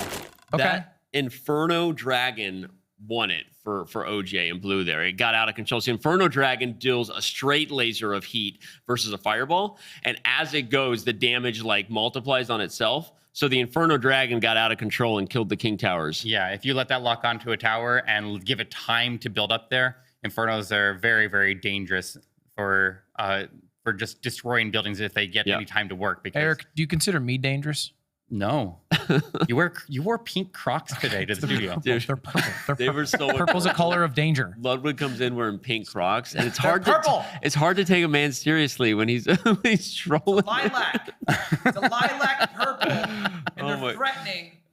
Put the camera on the crop. It's a threatening lilac purple. Oh yeah. Anything else you after this? No comment. Yeah. What is this view? We're seeing a different view here. This is Like a spectator mode, yeah? oh sweet. Okay, we can see a lot more on this. Oh, this Yeah, is we get a lot more Yeah, action I like- here. Now we can see both sides. But who's playing who? I don't see. Okay, there it is. Sapnap and Sap Daddy and Gotham are blue. Botez. Carte jouée means like cards you can play. Like I speak French. Oh. I don't like to bring it up a lot, but So I'm not seeing. I see a lot of troop cards on Blue's team here, but I don't see anything that can like hit a lot of troops at the same time, like a fireball or a rocket or arrows or anything like that. So if there's a big push coming at the blue team, I think they would have they'd struggle to hold it back a little bit there if they don't have like a big spell that can drop it. But their troops are killing it. Look, they've already are. taken down the tower. They've got they're crushing. the wild hogs. They've got the barbarian crew. Do you have wild hogs in your deck? Well, if they can just maintain the offense there, they should be okay here. But we're seeing a little bit of a counter push I there. do but not like, have wild hogs, by the way. I didn't know if you were asking me. I was asking you about your hogs. Yeah, I'm not a wild hogger. I am a hog rider. Rider. Wow. Yeah. How does the King Tower get activated? if it's dealt damage, it'll activate, or if the Princess Tower in front of the King Tower goes down, then the King Tower activates. Okay. So that pink ugly goblin going up the screen, that's called Elixir Goblin. It's honestly the dumbest card in the game. I don't know why anyone uses it. Elixir Golem, you mean? Yeah, the Elixir Golem, because as it dies, those little bubbles are giving the enemy team Elixir. And I think it's the stupidest card, and I love when people play it. Because you like getting elixir. I love getting Elixir. Look, I just got one. Watch, I'm gonna kill. I just got another half Elixir if I'm blue. And I'm seeing that the blue team's about to take down this second Queen Tower, and it looks like their towers are just juiced up. How is your team so freaking jacked on every single game? I think it's like synergy, positivity. What is going on Like, here? I think these are things we focus on. You focus on like you're like kind of a tough guy, like kind of a hard ass. You know, I like letting them be the boss. Wait, this is gonna go OT. No, it's not. Over. Because It's gonna go OT. no, might he's even lost kill a that left second side tower tower already, so he's not going to. Yeah. You guys bring up points that I didn't think about. Yeah. I didn't think they were blue. But they do completely get dominated the less match. crowns. Well, look, I don't know if you noticed, but blue actually had like full health on all their towers at the end of that, and both of the Princess Towers for red were about to go down. So, Well, we're back watching a team that we saw play a bit earlier, OJ in Virtual against Ash and Anna Cramling. It was a close game up until OT. Yeah. Is there a universe that Ash and Anna Cramling are able to take a win? Was it that close? Or do you think that OJ and Virtual are just going to crush? I think they played pretty decent last time there. I think this was a little bit even in my opinion. What do you change? Like, okay, let me be Anna Cramling and you Ash from let's role play.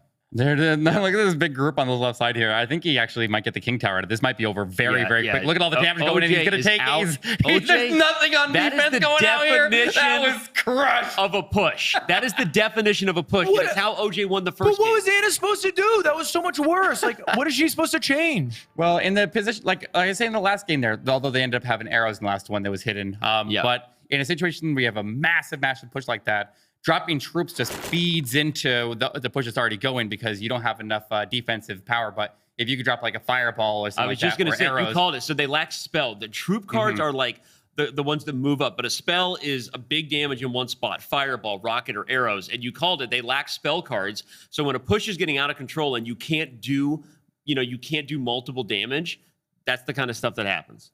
I don't want to watch them again, producers. I feel too bad. I would like to take a look at, if it's possible, a game from someone who has impressed everybody here so far, Christinini, who is going up against, I'm not sure who. Let's take a look. If they are currently in a game. I might have jumped the gun there. Now that one's kind of interesting because to my knowledge, neither of them have a lot of Clash Royale experience, so it just could be the Wild West out there. So they're just kind of. But who's her teammate again? Throwing everything down and hoping that it goes through. Yeah, so that's a teammate. That's a team that is probably really big underdogs in any Clash Royale thing. This might be good for my team Barbarian. This could be a good moment for our team. Let's go, team. Yeah. Go get them. Which team am I on? Which team do you want to be on? I mean, I want to be a partial owner of chess.com. So like, I feel like I should go with Team Ludwig here. If you join me, I'll make you the CCO. I appreciate that. The chief chess officer? The chief clash officer. Chief clash officer. Okay. Chief clash officer. You guys are already changing our titles. We're already kind of in sync on that one. Or the chess clash officer. Yeah, that works. There we go. Yeah. Easy. Do we have a game to pull up here? And remember, it is by which team wins the most games. Yeah. So I don't think based off that reading, and I could be wrong, it matters how much you win by. So it's win or loss. It doesn't matter if they won on like a overtime, no tower was destroyed, and they just won it on damage dealt, or they end up getting I guess 3 crown there. So, which is when you destroy the King Tower. So like it doesn't really matter which way you win it. You just got to win it. Yep.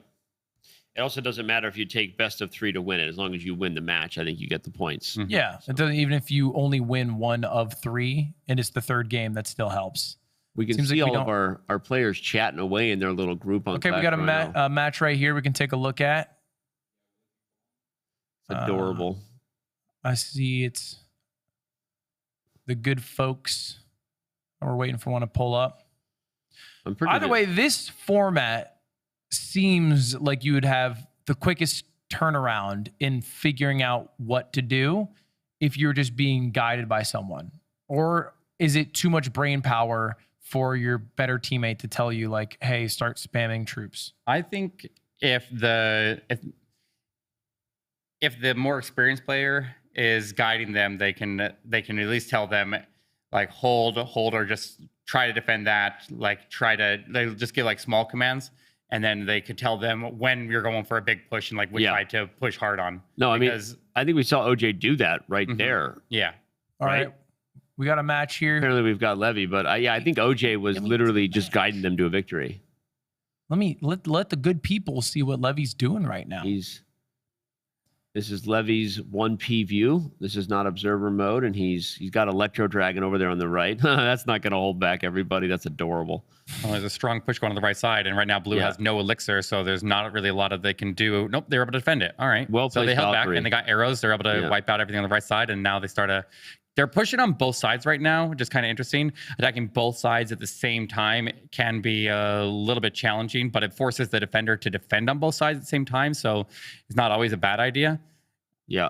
I like that Inferno Tower to distract a lot of things, because when you drop a tower or a defensive structure, then it causes the troops that are going that way, especially ones that only target. But look at that well-timed rage, dude, on the lower left. They drop rage on Inferno Dragon, and he gets out of control and just kills the tower in 3 seconds. Like, rage is a boost of how quickly you can do stuff, and Inferno Dragon plus rage is lethal. What did Crown do?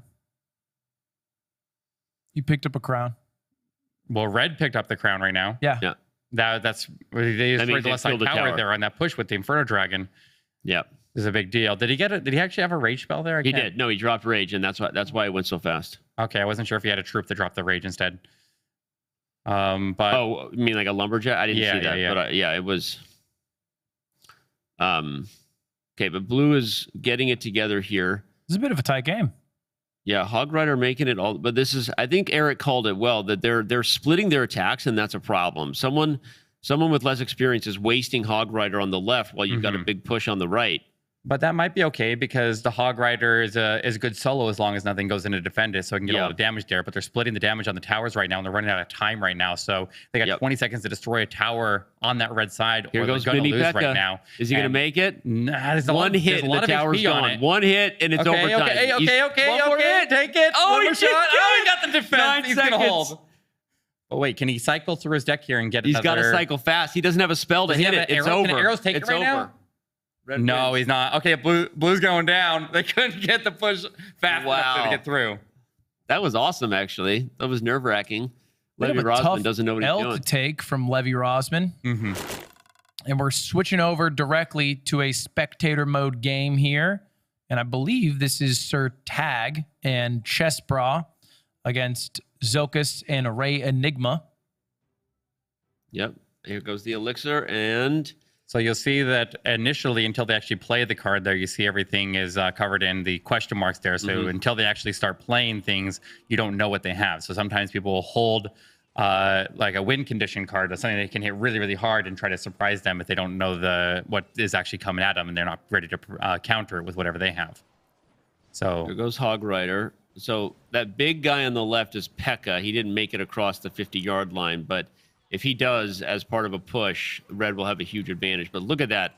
Elite Barbarian. Dude, that was so fast. Wait, there's no defense on the right at all. Yeah, they're just no, they're not killing it. stopping it. They're so you see Red trying to defend on the left side there, but that Elite Barbarians just stepped in there and just Look how wiped much out the tower in an damage is instant. happening. The kids call those E-Barbs. Elite Barbarians. Is there E-Barbs. a difference in where you can push your troop? Like, is Ray in charge of the left side, or can They can Zokus- drop. So each player can drop on their side of the bridge there, anywhere on their own side of the bridge, until a defensive tower is dropped. So as soon as when that left side tower dropped and the right side, now they can deploy on their side of the bridge. So as soon as you start to get some deep damage, then you can have your deployment zone extended. I think we're about to see our 4-0 tower, our first 4-0 tower dub. Look at that. 4 towers to 0. That was the most dominant victory for any player so far. Thank God for my team. That was Sir Tag and Amon Hamilton. Let's go. That was ugly. I told you Sir Tag was going to be a big player there on the Clash Royale side of things there. When you're playing against 2 people who are not Clash Royale natives, then you're going to be a little bit of disadvantage. So Sir Tag probably ran that team, and that made it a pretty easy fight for them, I think. I can't tell if that's Sir Tag swagging out or Ray Enigma not being good. Probably a mix, a little bit of both. A little column A, a little column B. Well, we can take a look here at the scoreboard, and we see that it's a dead tie right now. I don't believe we've gone through all the games just yet. But that seems. Oh, that's all. That's it. Oh, Rama. That was a tie. Wow. Okay, so they decided not to play out the third game, I believe, and to help speed through some things here, and that means it's 4-4. Who wins? So it's a tie. What was the tiebreaker? What that means is that each team gets an extra minute. So if we take a look now, it's 5 minutes of additional time for Team King, 1 minute of additional time for Team Barbarian. The score is split 4-4 at the end of Clash Royale.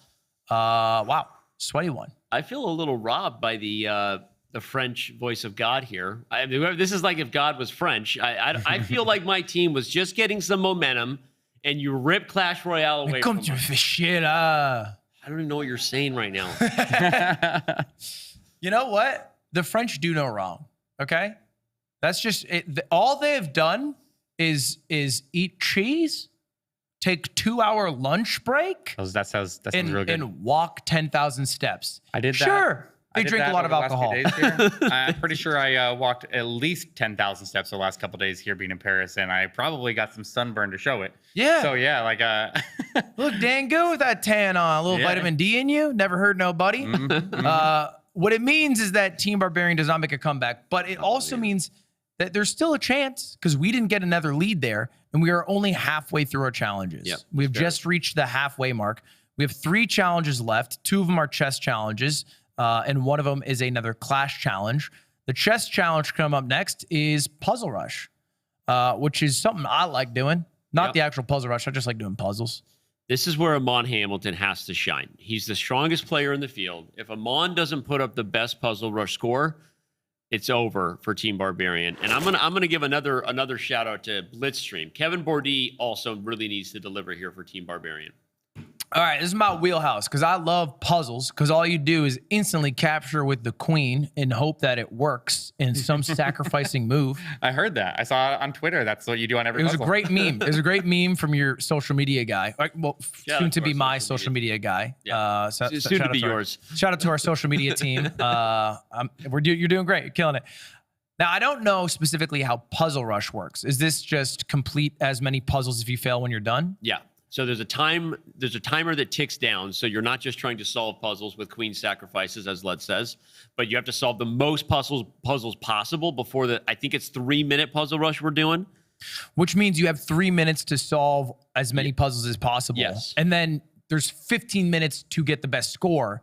Yes. So you keep running that back. Yeah, from what I see here, you only keep your best score. So basically, we're looking at peak Puzzle Rush power. Whoever puts up their best Puzzle Rush score is going to win. 3 minutes. But if they start off with a rough start, they are allowed to abandon the current Puzzle Rush that they're in and restart that 3-minute timer and start it over. Which is an interesting twist. We do a Puzzles World Championship every January.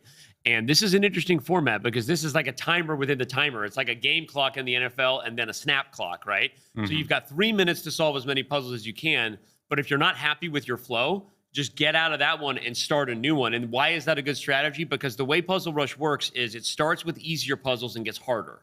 So in order to put up a great score in Puzzle Rush, you have to have 25 puzzles solved correctly with 1 minute left. So that's the magic marker for the best players here. So basically, they need to just get into one game and try to rush it all the way up into as quick as they can on the very first ones, and then they can take their time in the last ones. Exactly. If If you don't have a score of 25, Ludwig?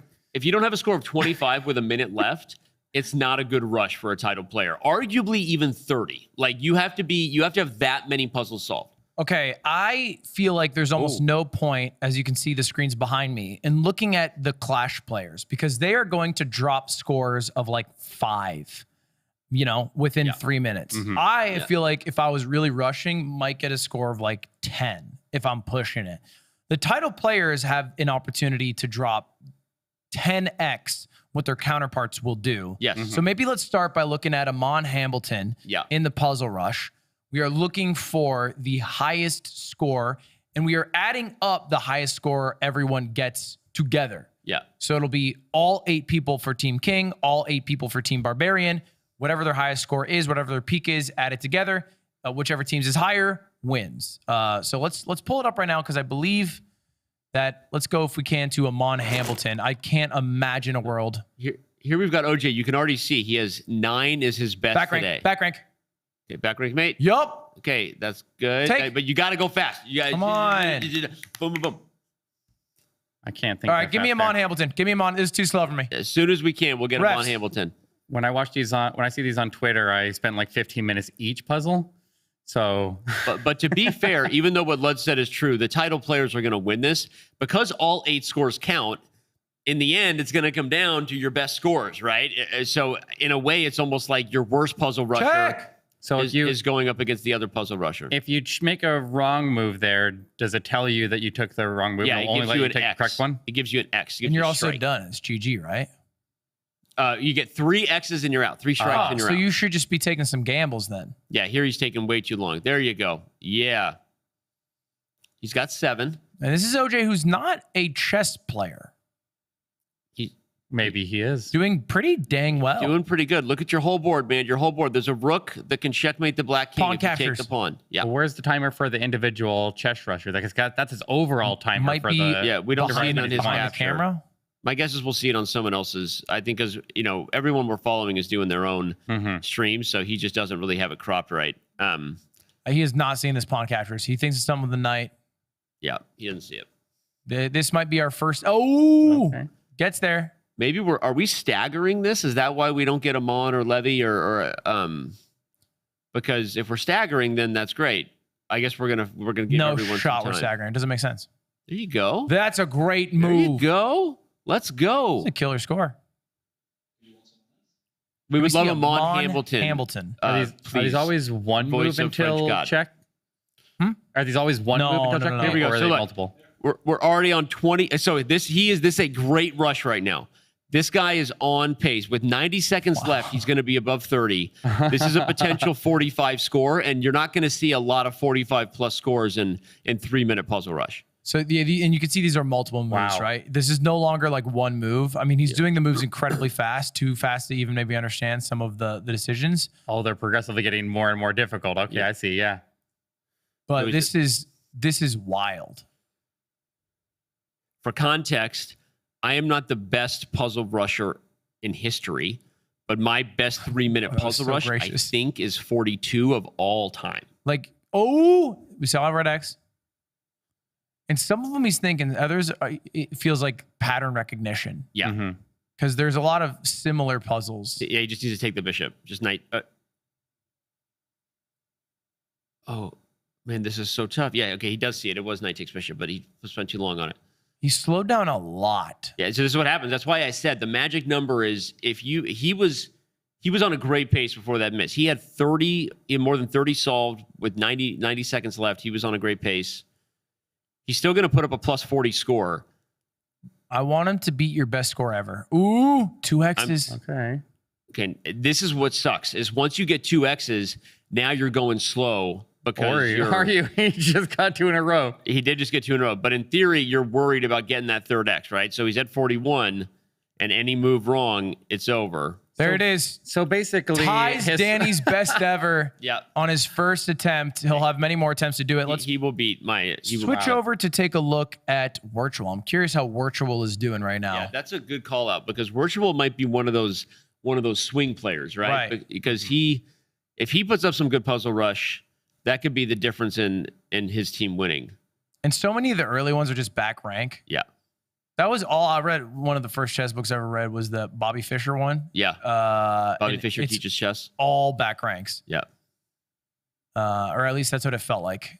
well, Mon's worth like 3 other players right now. He's Well, like, yeah, that's the question, Yeah. right? So, like, how much is a Mon worth? And because bear in mind, Virtual is considered the chess player for his team, Yep. and that's for my team, Team King. Yep. There doesn't seem to be equal holes on Team Barbarian. Yeah. At least Thank equivalent you, to sir. that. So our boy Virtual has to get at least 25 here to be really adding value to his team. Do you think 25 is a doable score? I do not. And you can see now the camera's no longer blocking it, Eric. Sorry to cut you off here. You can see the rating of the puzzle underneath the check mark. And so he just did like a 500 rated puzzle. When it gets to 30s, what is that? You can. Like, It can depend. The algorithm is designed to still be random because we try to mix in, like chess, some easy moments with tough ones. So it's not 100% certain. And that is another reason why Puzzle Rush was so fun is because there's some randomness to it. If you do enough puzzle rushes, you will get an order of puzzles where you have a chance to get a better record, right? Because you will just get easier puzzles on that particular rush. yup. He's doing good, though. That's a classic one. I think Virtual's top puzzle, although I don't see how much time is left on his puzzle A rush. minute 30. Half of his time is gone. He's currently at, Where are you seeing that? you can see it right below him. Right below his thing. Okay. And he's currently kind of killing it. He's done quite a few puzzles here. 13 so far. Yeah, we'll see if he sees this one. I feel like any of the multi-move ones, like the players who are not like the chess pros, are gonna just get a lot of X's and just kind of end up with a really, really low score. Well, this is his first real tough 2-mover he's had. He had some obvious 2-movers, but you have to play Queen F1 here. You have to sacrifice the queen and then realize that when the bishop takes, it opens up your rook, and it was checkmate with the 2 rooks. So he didn't see it. Yeah, I did see that. You saw totally it. did. Checkmate one. Nope, yeah. The knight can go back. Tricked you. Oh no! Oh. Okay, checkmate in 2. Queen. Yep. Okay. Uh-oh, it's bishop f5. You got to see bishop f5. Okay, that's Yeah. 16. 16. That's 5th biggest all time. Now let's switch over to somebody who I think is doing poorly, and not because they are bad and we should make fun of them, but because this is not their main game. Let's switch over to Sir Tag. He did really good in Clash Royale. Maybe that carries Doing over. it. Maybe that strategic mind Perhaps. is gonna carry him here. So Sir Tag, and we're cut off a bit here, but Sir Tag is not a chess player. They are on a team with him on Hamilton, so lucky for them, their teammate got 42, so their expectations are a lot lower here. But we are not doing too bad, actually. No. See if there's a Decent pace. D1. There you go. So the right order for anyone watching, and I know this is trying to add education to a show that is clearly not about learning. We are here to have a good time. I want to know though. Okay. It's the order is checks, captures, and then what we call tempo moves. If I'm teaching a kid, sometimes you call it queen attacks, because attacking a queen is the most powerful tempo move. Okay, pause. You got 3? 3. Yeah, that was not ideal. All right. It's not ideal. Everything you just said went completely over my head. So in every position, let's do it. As we go through, we'll see if you get better at puzzles as we go. All right, So the first thing you do is look, is there a check? There's no way to check the white king. So the second thing you look for is captures, and now he sees the bishop can take the queen. You should just do it. So look for checks. If there are no good checks, often there's a checkmate in 1. As Ludwig said, there's a lot of back ranks to start. Mhm. The second thing is, what is my best? So if you look for checks, that would be the first thing you see. Start with checks. There's a check on the board, and it's just easy. So that it gets faster when the order of chess is in a hierarchy. Checks are first, captures of major pieces are second, and then what we call tempo moves, which is the idea that you would attack something that's undefended. But if you just start with that order, checks, captures, tempo moves. Right now, there's a checkmate in 1, which is rook takes knight check. Yep. And so you can't move on. You can't move on to anything else until you consider all the forcing checks. All right, let's switch over to Gotham Chess, because we're about a little over halfway through our time here. It seems like Sir Tag's not doing a bad job. 47. What a What? score. Look at that. That's his #1 all time. Wow. That's his best score of all time. What Not just the today. hell? Not just this week, but all time. He just dropped his greatest score ever. There's no point in him continuing. And he's effing pissed. You see him just drop an F-bomb. He's mad because he missed this one. And he's pissed about the order. It was knight e2 first and then queen f6, and he moved too fast, apparently. Well, Wow. he still got 47, which is nothing to scoff at. That's ridiculous. That's insane.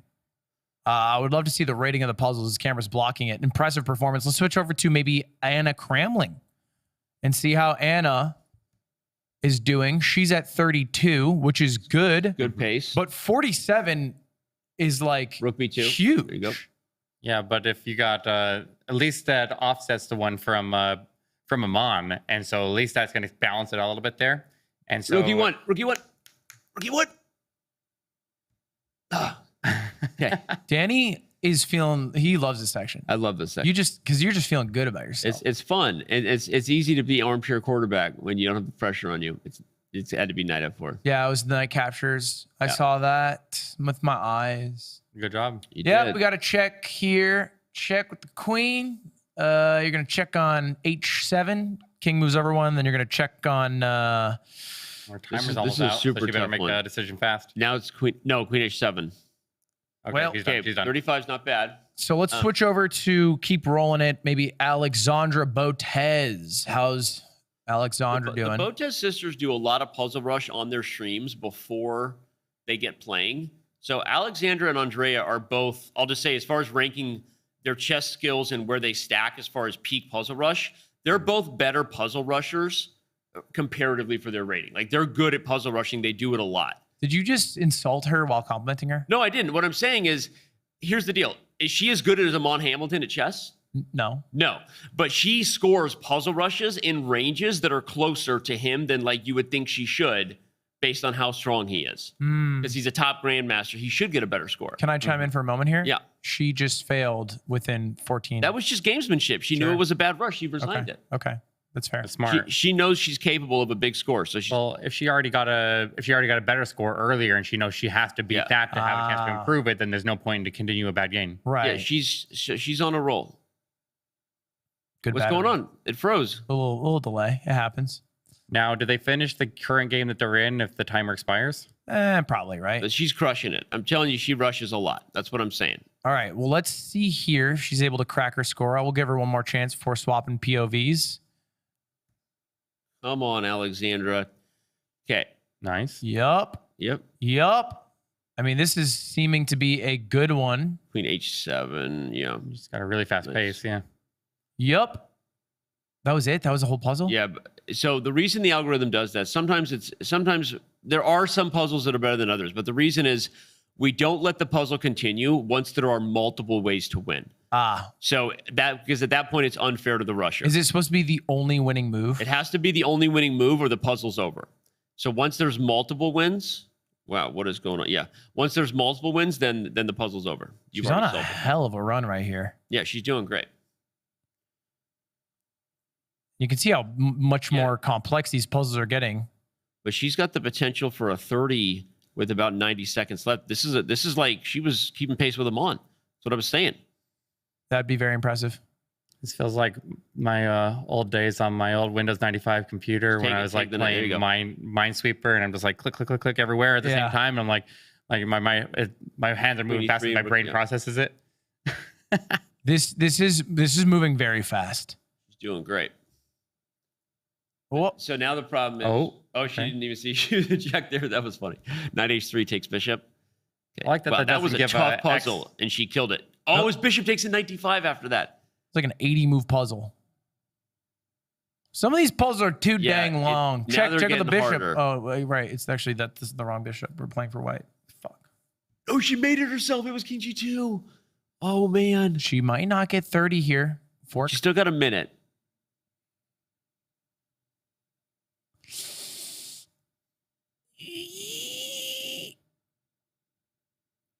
Take the knight. Take the knight. Uh, Oh, she burned out. All right, let's swap POVs for the final minute here. Can we take a look at the Frenchman, if possible? Blitzstream, Let's do that. The musketeer himself. who's on a run, A lot of time left. a lot of time left at 28, about to tie with the score we just saw from Alexandra, which might not be the peak score. We don't know everyone's peak score, but Yeah, that's right. It's everyone's view. He doesn't see the queen. See, even he's missing a retreating move there. He missed one early, though. So, honestly, if it wasn't for the fact that time was running out, he probably would have resigned and restarted because this is not, he's capable of a better rush than this. And every one you miss, it's not just that it gets you closer to 3 strikes, but it makes you slower because you're more nervous. So, should he be dropping a 40 bomb? He's a 40 bomber. Yeah. What do you think I could drop? I drop big dunkers. I think, look, if you got on this a little bit, like you could put up a 20. Eric, should I take that disrespectfully? Did you hear that the same way I did? I feel like you should take a bet on it. Let's take Okay, a little we're bit. gonna Like you can put you can try to. Here's the thing. This is his chance to win chess.com I'd back. put a little money on that. I'd put a little money on that. What is your best? You probably already know your best puzzle rush is better. I've never played Puzzle Rush in my life.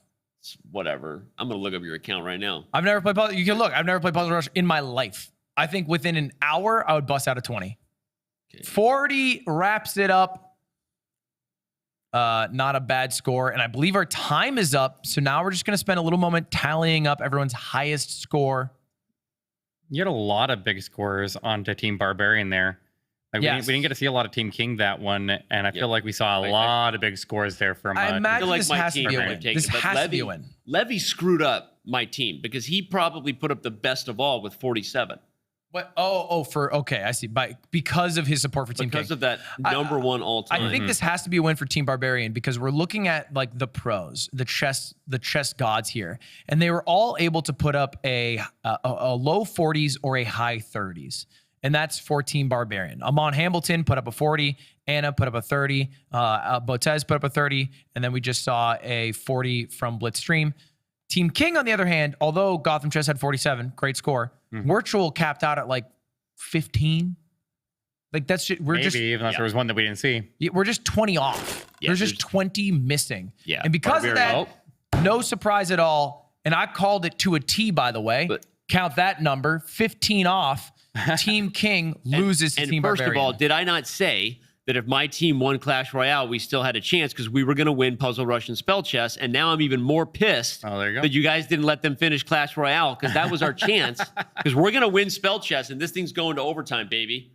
This is getting a little heated. It's now 3 minutes of advantage for Team Barbarian, 5 for King, but the time advantage doesn't matter. It's the time difference in advantage that matters. So 2 extra minutes still for Team King. The only way you make that up is by winning a challenge. In the next challenge, we're going back to Clash, specifically Clash Royale, because we're doing Clash Royale 1v1s. This is the game. This is the game. The game. This is the real way to play Clash Royale. Is that what you're saying? Yeah. You hated playing 2v2s with your kids. That's what you're saying. I was playing 2v2 with my kids. That was the gateway drug. That was how they got me in. And then they stopped playing Clash Royale, and I kept playing. And so I probably play more 1v1 Clash Royale than a grown man should admit. Yeah. Well, let's take a look at the rules here for this one. Chess players compete against other chess players, and Clash players compete against other Clash players. So there's no advantage here. Really, we're supposed to neutralize it a little bit by having the Clash people play against Clash, the chess people play against chess players, and they're all doing 1v1s in Clash Royale. They're playing 2 games each. They're going to play against the same person. The chess players will be in triple draft mode, and the Clash players will be in mega draft mode. And now I need Eric to explain what that means. Oh, excuse me. Actually, game 1 is just the chess players. Game 2 is just the Clash players.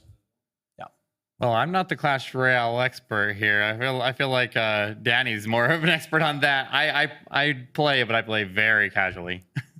Well, I play random attacks only. I do know this game, but I'm also just getting so excited over here because I'm doing the math, and we're gonna win this round because you guys got Christina Nee over there. Like, she's not a Clash player, right? You got Virtual. I mean, he's gonna lose to one of the chess players in Clash. Like Amon Hamilton. I think Surtag and Ash.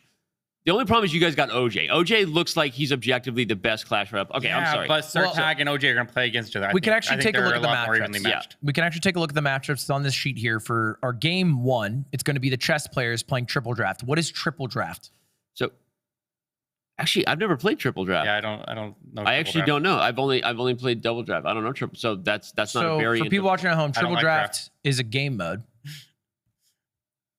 Yeah, it is. I assume that you draft. I like to choose. I like to choose my deck, and I have what I'm comfortable with, and I try to stick with it. And I just like to do random attacks on the base ladder. But like when it goes into draft mode, like and you don't get to choose what you're super comfortable with, then it starts to get out of my comfort zone. I will admit something even further, which just makes me. I am the anti. Oh, you just spilled water everywhere. Good job. But not with papers. Oh my God. Don't put the camera on me. What the heck? So great. Okay, I will take the heat on this so that Supercell can be mad at me because I am the demo they hate. I've been playing Clash Royale now for 2 years. I've never paid for Pass Royale. I never will.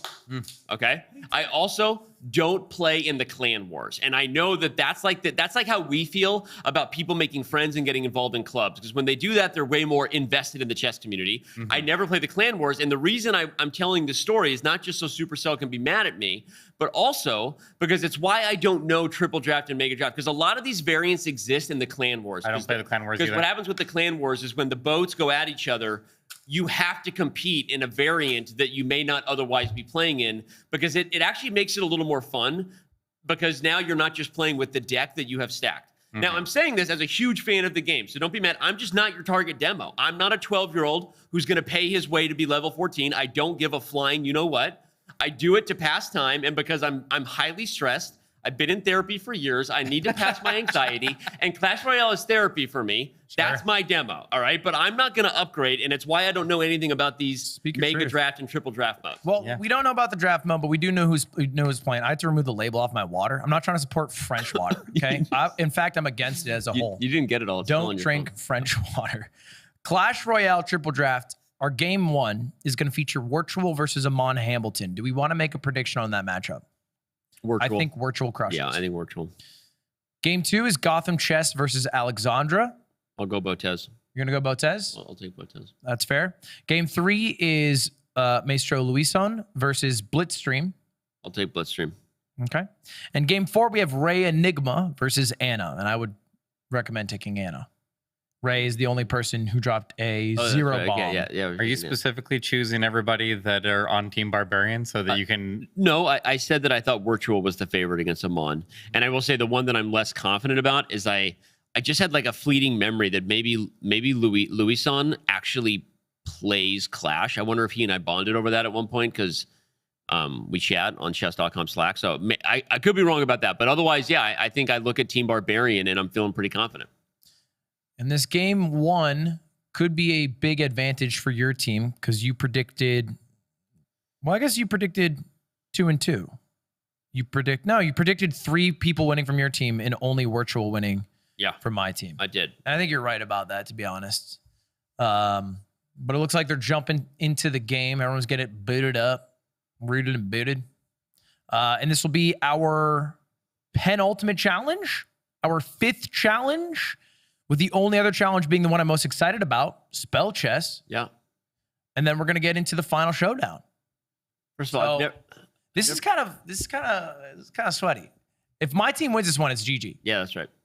I don't even think I need to mince words because then we'd have 4 minutes of advantage. Even if I guess it'd only be 2 minutes if we lost Spell Chess. We'd have 2 minutes of advantage. Is 2 minutes of advantage a big deal? When it's compounded over that many players, then potentially. But if you're dealing with people who are more experienced and can get everything on the field and get the attacks done faster, they might be able to roll through attacks much faster in Clash of Clans for the final challenge. So like if we see people just moving slow and don't know how to operate the game very fast, then they could slow them down there by default. I don't know. I could see it. I feel like the 4-minute advantage is going to be the big kicker there if they can get that far. But I think 2 minute is recoverable. Okay, that makes me feel. I know you just kind of gave an answer like when you asked a grandmaster like to explain a pawn structure. You didn't make it that. You didn't give us the clear answer that us noobs wanted. I think, but in the end, I heard you loud and clear. 2 minutes is overcomable. That's what he said. It's overcomable. Oh, and we're in it. Our first match, Gotham Chess versus. Let's do it. Let's go. Is that okay? Ray Enigma? Ooh, it looks like the matchups have switched up a little bit. I believe that's Gotham Chess versus Ray Enigma. Yeah, looks like it. That doesn't make sense. They're on the same team right now. They are on the same team, so I don't know how it would work. Is but that why they're not attacking? Wait, say it again? Yeah, but they're just playing for fun. Maybe they're just playing a practice match to get ready. Couple of kids. Well, they waited 30 seconds into the match there to start dropping anything. So that's kind of odd. They realized that they were okay. They canceled out because they realized that they're playing each other. They're probably all right. Here's one. Let's get into a real one.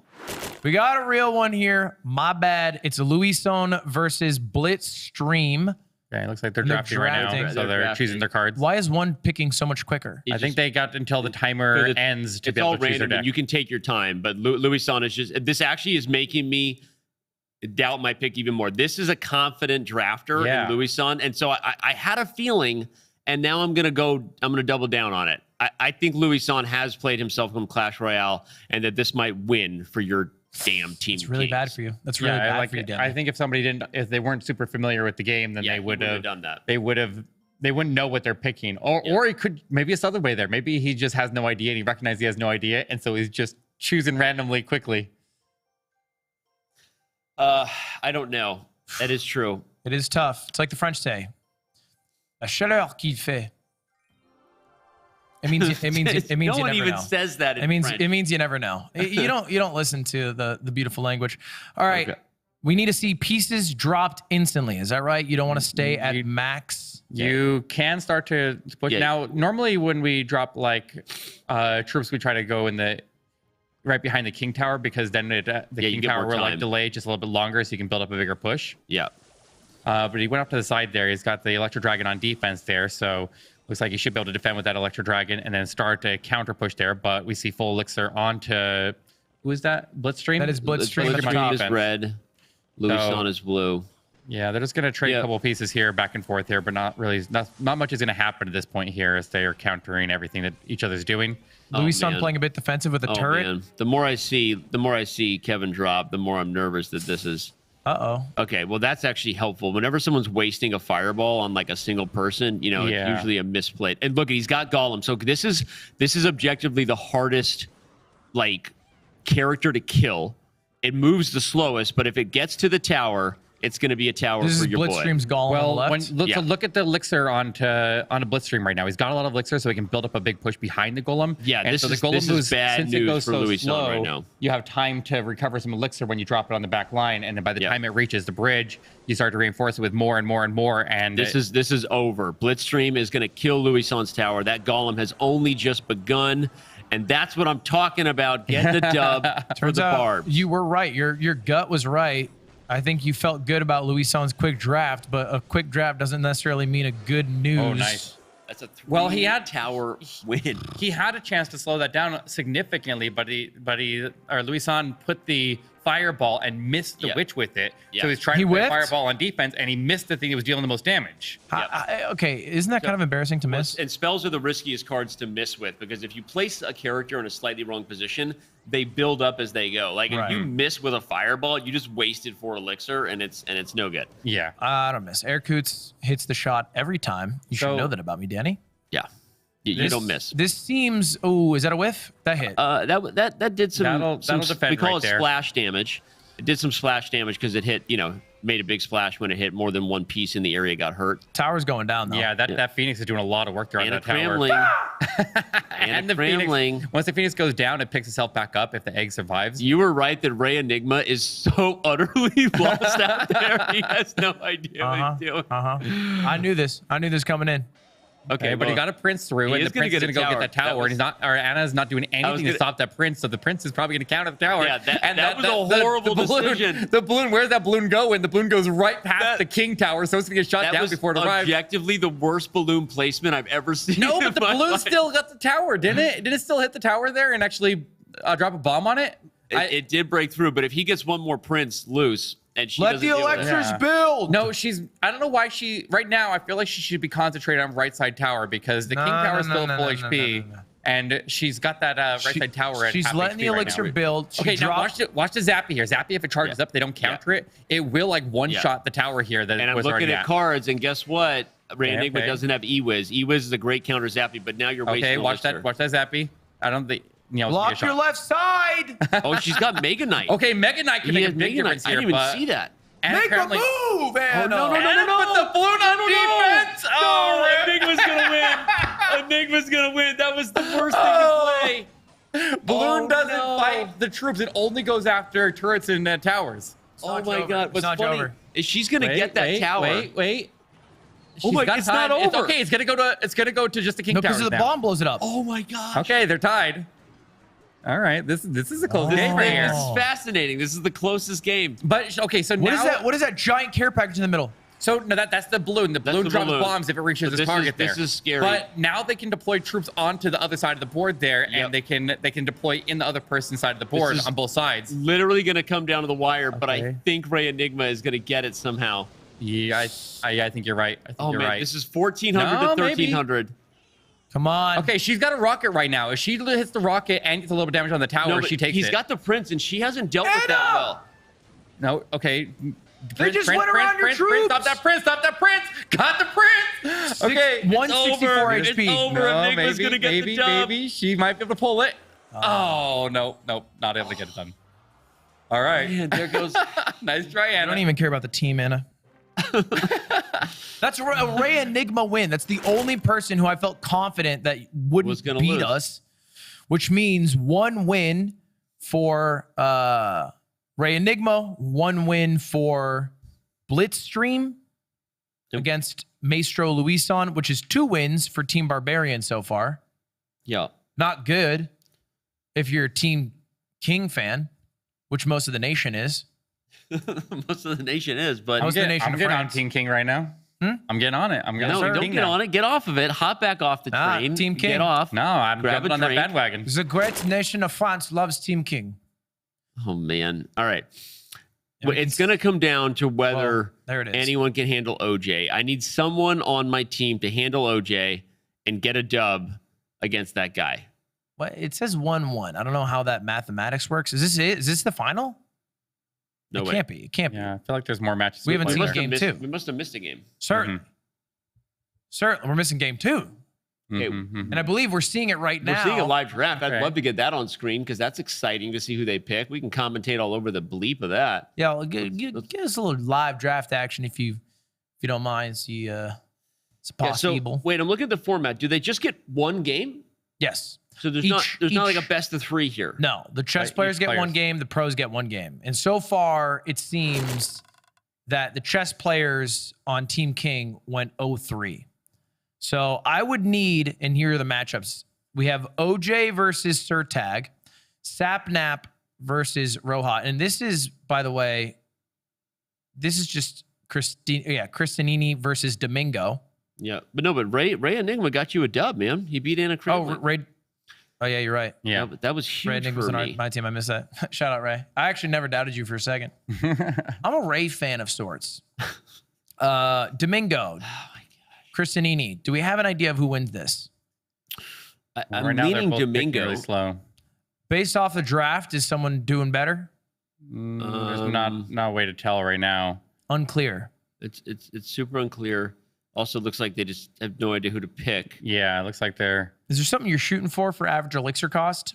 Yeah, usually around. You don't want to be over 4 Well, by you also- too much. You want to 4.2. keep it relatively low, but you also need to have like a win condition. So like you Yeah. need to be able to have something that can actually build a push and take a tower. You can't have only one elixir unit and spam them if you don't have something that can tank for a Yeah. while. Exactly. No, because then a single troop from the other side there will be able to take it out, and the towers will quickly clear one elixir Yeah, troop. if out you can real quick. stay around 4.2 or under, but have a good win condition, you're in good space. Now there is a big advantage to having the low ones on your team, and that you can cycle through them quickly because you only have 4 cards in hand, but you have 8 cards total in your deck.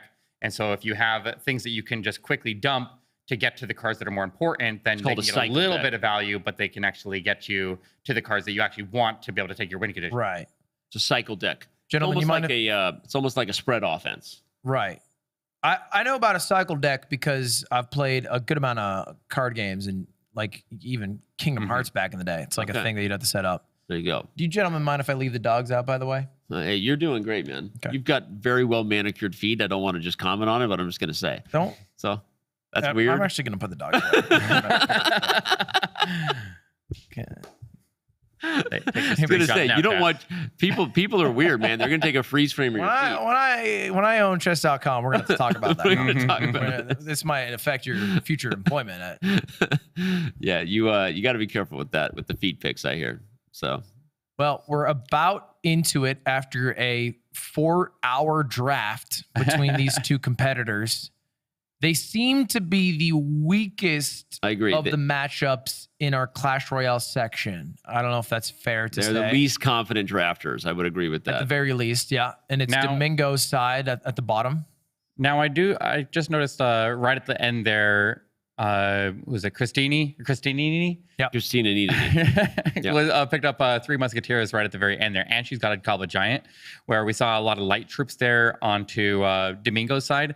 I feel like that Christinini has the bigger advantage in this one here. Cristanini will crush. If she can use it right though. I was gonna say I don't know, but she played Inferno Dragon, which was That tower took a lot of damage on the left side red. yeah, that was not a good card against a witch because Inferno Dragon is powerful when it gets damage on one target, but if it has to deal with a lot of targets, it's no good. But they throw another witch down there. Now witch is very good if you can pair it with something that can actually deal a little bit more damage because the skeletons will provide tanking and distract the tower there. So like maybe a bowler deployed on the side there, but she has to defend on the right side because she's got that prince coming at her, and she's got there's the 3 Musketeers right behind, and the 3 Musketeers doing an insane amount of damage. They're 9 elixir, but they can wipe that tower. They lock onto it, and they're gonna take it. There we go. But the other tower falls at the same time on red, and so we're back to even.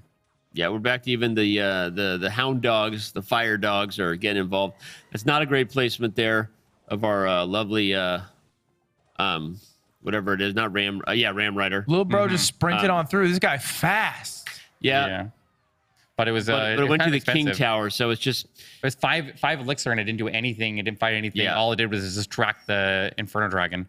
They're waiting. No one is placing anything. But this is smart. They're letting it build up. Now you got to go place your. Okay, Bowler's an interesting move. If you do Witch and Ram Rider together, at some point that could be nasty on the right side if you're Domingo. So they're Watch that Goblin Giant, because the Goblin Giant gets reinforced by a 3 Musketeer right now. That'd be a very, very big deal. But you can see that they deployed extra troops there on the other side of the board to try to counter the Goblin Giant, and they're able to stop it before it really got too far. It is going to reach the That's tower, not maybe get a good. strike, but they've done a not pretty good good for job. Domingo. they're just doing an Domingo. all-out offense. Oh, but the Witch is killing it on the right side. Christianini yeah, did yeah. no defense on the right. What? Did she just use some spell cards to get rid of it? They're going to come out even on that one there. Domingo loves that Witch, not she. Oh, but the Hog. Okay, the Hogs are nutty. The this Hogs is are going to be out? a tower. Who let the Hogs out? It's going to be over here. That tower is going to fall. Christianini crushing. Yeah, she's doing good. She's doing really Wow. good. No, but look at Yeah, Domingo. they're still defending pretty well here, He's but that red tower is defending. about to go down. The Witch is working on it here. The Witch is distracting him as long as it could, but not Okay, long you're enough. wasting elixir. Place. There you go. Okay. I feel like Christianini needs to get the damage on the left side tower really, really heavy right now, and just kind of force him to play defense there and just start driving that heavy. Yeah. Because they're going to go to overtime here. Got 2 minutes overtime. We're going to go overtime, and that tower is looking tasty in the upper right corner. You see Domingo pushing that right side tower hard. If that And tower he goes dropped down, the- he's he going to dropped win. the poison. It's getting it lower. Yeah, poison's really good because it hurts the tower, but at the same time, it's also clearing out the defensive troops in the area as well. And so it's actually There it doing is. double. It's going to be a Ram hit. Rider There we gets go. home. And then my guy Domingo taking the dub, keeping Team Barbarian alive. Okay. Team Barbarian. I just switched to Team King, but I feel like I need to jump on the bandwagon. There are a few They're fans gonna out sweep there it back. rooting for me. I would love to see. Oh, we got this is it. This Zokas is it. Let's go versus Ash. Let's go Okay. Ash. Formerly the artist known as Ash of Clash, drops a bomb. Yeah, easy. Yeah, of course. Okay, wow. Ash is a very, very, very experienced player. He's been Well. making Clash Royale content since like the game came out. Okay. So That's another win for Team Barbarian. Did Sir Tag versus OJ happen? Because I was kind of looking forward to that one. That's the one I really want to watch. Please And tell if me that we did didn't miss happen, it. then this is the worst day of my life. Tell me we didn't miss Sir Tag versus OJ. If we did, make him play again. Tell him it was like a tell them server they have glitch to or play something. again. It happened. Oh, It I'm happened. going to say right now, it happened. it did. Yeah. Okay, but it looks like Team Barbs It's not close. is taking it. Team Barbarian crushed. So it looks like Sir Tag actually won that, right? Yeah. Yeah. Sir Tag did win over OJ. Yeah. Well, that means that you win 3-5. You called it. All right, back to even. Thank you for saying that, because it's not just that we won 3-5. It's that I called it. I called it an hour ago. If you're this just is so joining, I bad. said this was going to happen. You just did the counter push. He was over here racking up points there. Got 2 in a row. Got It was cocky. 5 and then minutes now, to 1 minute. And now it's 5 minutes to 5 minutes. And we have the final challenge. I'm going to give you some confidence, though. You're going to like this. Or I Of guess all the the people in penultimate the challenge. chess, of all the people in the chess category, I believe Levi Rosman has played the most spell chess.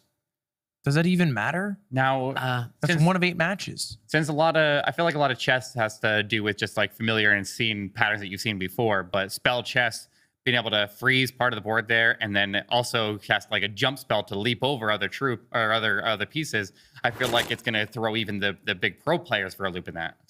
Well, let's go over what this game is. This is a brand new game available to play on chess.com. It's a combination of chess and Clash, a new way to play chess by adding some familiar moves from Clash to chess. Chess players are basically playing normal chess, straight up, regular ass chess, except for the fact that they each have their own special ability that they can use a certain amount of times. I'll let you explain more in depth, though, Danny. Yeah. So the two abilities we sort of added from Clash that people would love. One is freeze. Freezes an area of the board just like it would freeze an area of the map, and your opponent can do nothing for a certain amount of time. So you can freeze a certain 2x2 or 3x3 area of the game. And the other thing we added is jump, which I guess you could relate to Hog Rider or Ram Rider, a piece jumping across the lines and going quickly. You can jump over a piece that you target. So if you choose a piece, you can jump over that piece for 1 turn. I could jump over you in real life. You actually probably could. Explosive over there. A lot of that kinetic stuff he's working on. I can dunk on a real rim, Eric. I don't know if you So- know this. Have you played it yet? Have you played the? I have. In real So life. can you jump over and directly capture the king? You cannot. You cannot capture king. You cannot create a can't. check. Okay, so you can't create a check and then immediately capitalize you can on create it. a check, but you can't like capture the king. You still have to checkmate, which means the king has to be trapped. Okay. Yeah. Okay. So okay. That's I like that. I was a little worried. I'm like, what if they just jump and then they just jump over the troop that's blocking the the king and just take it? Like, I mean, I think just capturing the king directly is better than a checkmate, right? There's ways to lose Would you games say so? super quickly though, because of what you're saying. There's ways to lose games very quickly because of these spells that we've added to the game, and I'm excited to see some of the big blunders here. It's gonna be epic. Well, this one's broken up in a similar way to our previous challenge. It's going to be all 1v1s, and it's going to be the chess players playing the chess players and the Clash players playing the Clash players. By the way, your best puzzle score, survival, is 26. So you have done puzzle at 26. Maybe your mom borrowed your account. Was your bet that I couldn't do more than 20? Checking my phone. Was that what you said? I couldn't do more than 20? But it was survival mode, which is a different timer. So I actually think my instincts were pretty close. If you want to throw down a 3-minute puzzle rush, if we need a double or nothing at some point. I would like to throw down bare naked wrestling, but first I would like to watch. We have a couple of matchups here that are really funny that aren't going to be close, like Virtual versus Amon Hamilton. However, I don't want to waste our view time on that because they're all going to be playing at the same time. If we're really going to show off this game, maybe we should take a look at Gotham Chess versus Blitzstream. That's a great call. Because these are two phenomenal chess players who are playing a now new game mode that they don't fully understand, and I believe they're in it. So let's switch over to Gotham Chess's POV. Yep. I see him on the big screen right now. It's actually a tiny screen, but it'll become a big screen. When small things become big. Okay, he's now on the big screen, ready for your viewing pleasure. And we have the Alapin. It's the English opening. He's changing board settings. It's the French. You can't. It's the French. We're in France. It's the French. I've had it set up on my board all day. The French defense. It's on my shirt. The French defense is here. Oh, wait. Was that just practice? He was just toying around a little bit. He gets a little crazy sometimes. You can see the potions at the bottom. How many times can you use the potions? I think you get 2 jumps and 5 freezes. 5 freezes? But you can only use 1 per turn, so you can't use you can use 1 potion or the other. And once you're out, you're out. Only 1 potion per turn, and you can't. So no, you can play a potion and then move, but only 1 potion per turn. Are you able? And let me make sure I state this clearly. Are you able to jump to a place that would create a check, but it doesn't count as a check, or you just can't even do that jump at all? No, you can. You can jump to a place that would even create a checkmate.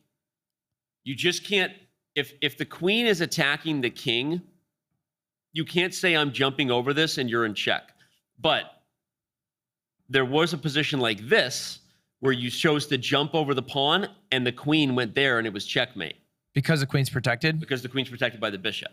Ah. So, okay. Oh, we're in a match here. Here we go. We're going through a few different. How long does the jump stay active? For 1 move. Just during your turn, or is it still active during your opponent's turn? Yeah, once you jump, that's it. And the piece stays there because you jumped. So, like, if your queen. What the heck? No, he's popping off. What happened? I'm sorry to interrupt. He freaked I missed out. The move before he popped off. Oh, you won the queen. Oh, he missed it. Look, this is awesome. So he chose to jump over his pawn on H2, and his rook on H1 took the queen. Oh, so he jumped over his piece because the queen was out there exposed. Black played a terrible move right away. And he jumped over. So that's a really good lesson there. Let's switch over to Gotham Chess. I don't want to miss that match if it's live. What'd you say? Yep. There's like 10. You got to watch like 10 times the things here. We're in that. Get in the game. I see Blitzstream challenged you, Levy. You got to play like way more conservative. Like you cannot push your queen up there early. You can't go gotta, for watch everything that's like everything can be guarded and you still can get taken. I'm standing up for this one. You can't go for some cheesy checkmate like in 2 or 3 because the enemy pieces can jump over. And they can once you land there, if they check you, you could just freeze the piece and lock it down for a while, right? Yeah, you can freeze a piece that is actively checking you to get out of check or to make another move, which is actually really interesting. He looks. If he's allowed to stand up, am I allowed to stand up? Can we just? When you stand up, you're gonna look like you're sitting down. 5'3" ass. I also would like. And now I'm out of frame. That's why I asked permission because I See? thought I was going to piss them off. Yeah. Here we go. There you go. Lean into it. There we go. All right. See, he's not. He's fine. Huh? He's fine. He He's can stand 5'3" up. in real life. He's on not that much taller than He's me. on He's like an 13 inch- apple bottom. he's like an inch taller. So much taller than you. Look, I'll go into your frame. Okay, stand up straight. You're on your tippy toes. Always a complaint. He's always okay. He's All right, we're in it, very baby. athletic. All right, here we go. So look at this. C6, stop, bishop B5. Levy is really good at highlighting, so he's a great person for us to follow if we want to learn the game. You can always Because see he's what going to tell us what he's yeah. thinking. So you really you like got to move the pawns carefully Yeah. in places for you to jump. This would be a very unorthodox opening if jumps didn't exist. Is that fair to say? Yes, 100%. Yep. So he's playing very defensive here. This is like how I play in 30-second chess when I'm trying to cheese a win. You're just trying to flag him. He pinged that he wants to move his queen to be able to jump over to grab that bishop. Okay, very nice. Very nice. And he highlighted it.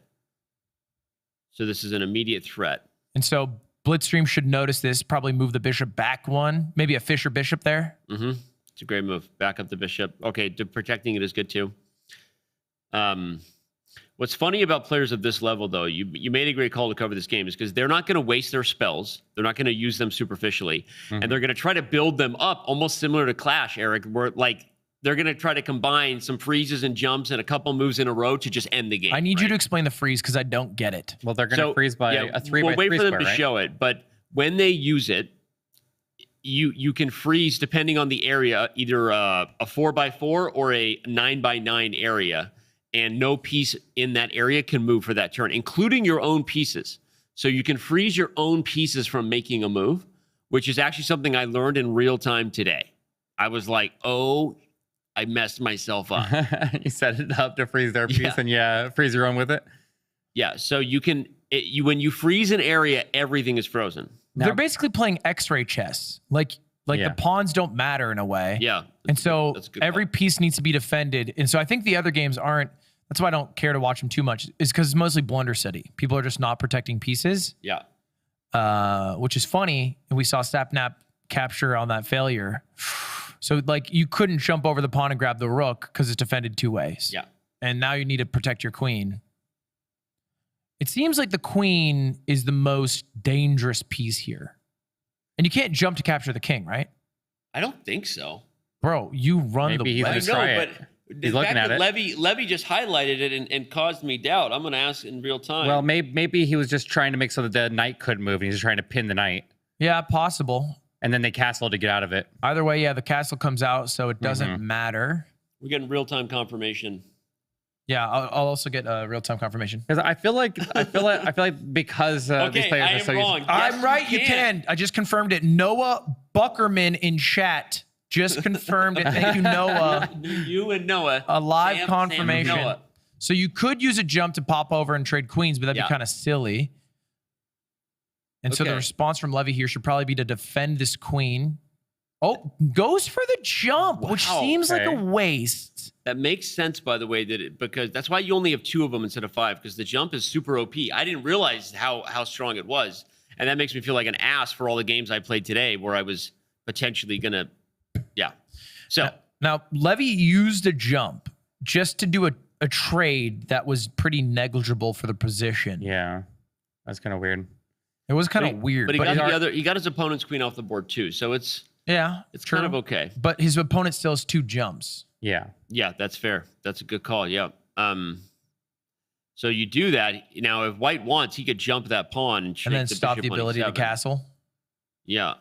Will he do it? Levy's wondering if he will. He's highlighting it. Wouldn't be the worst move.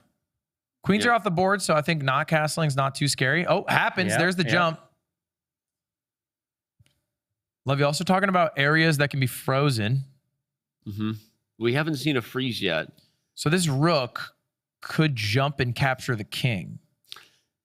Yeah. Well, if the E file opens up, Couldn't he have done it last? Oh, no. no, Because because there were 2 of them. Yeah. Right, I see.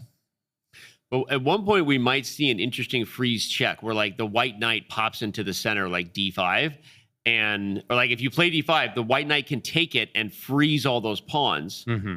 So is he going to do that right? Okay, he doesn't do it. That's interesting because these guys are better than than I am. They've been playing more spell chess than me. There must be some counter to that. I might say that they, and I don't mean to hurt you, could be better at chess than you. Well, Whoa. okay, that's a little far. And Throwing shade. we're gonna find out this year. Levy and I are gonna be playing in the same tournament. You can watch it. Spell Freeze tournament? Little speechless championship just for IMs and streamers. Ah. And Levy. Oh, IMs and streamers. That's the sick invite that I got. Oh, I didn't freaking get one. Okay. Yeah. I would dust. Okay. This is huge though, because I need Blitzstream to win, and I'm looking at the clock, and I'm feeling better and better about my chances right now. Levy with 45 seconds can make a lot of things happen, including life. Sure. Including create life. I don't know where you're going with that. He can move this pawn up because if the pawn is ever kicked out, Does Gotham still have another jump? yes, He does. He's They got both have one got jump, one. and they have not used their freezes. What are they once. waiting for? So what he could have done is he could have frozen all of those king's pawns and then tried to push his pawn, right? Ooh, though Which is first, he's doing. Oh, first freeze. he can't get away. How does that work now? Yeah, what does that do? Wait, is that checkmate? Levy Don't asked know. if it's checkmate because he froze and then went for a check. Yeah. No. Because Kevin can counter freeze. He Well, can he freeze froze the his same own area. knight, so he can't move his knight. to No, go but he can take it, freeze right? the area so that next move Levy still can't take the king. See, he counter freeze a freeze. Oh. Let's go. I But- see your but- freeze, and I see a freeze, and I That's counter right. freeze. Yeah, I like that. Levy could do another freeze. You're just gonna freeze off. We could have gonna a, have a full-on freeze freeze off. A freeze off. Dance off. Okay, so now he's back in check. The Oh, old and man. now he wins the Yeah. My God, this is so. Yeah. It's awesome. It's awesome. That was hype. If chess wasn't complicated enough already, Yeah, this is people love this, man. Spell chess for the win. that's fun. He's leaving.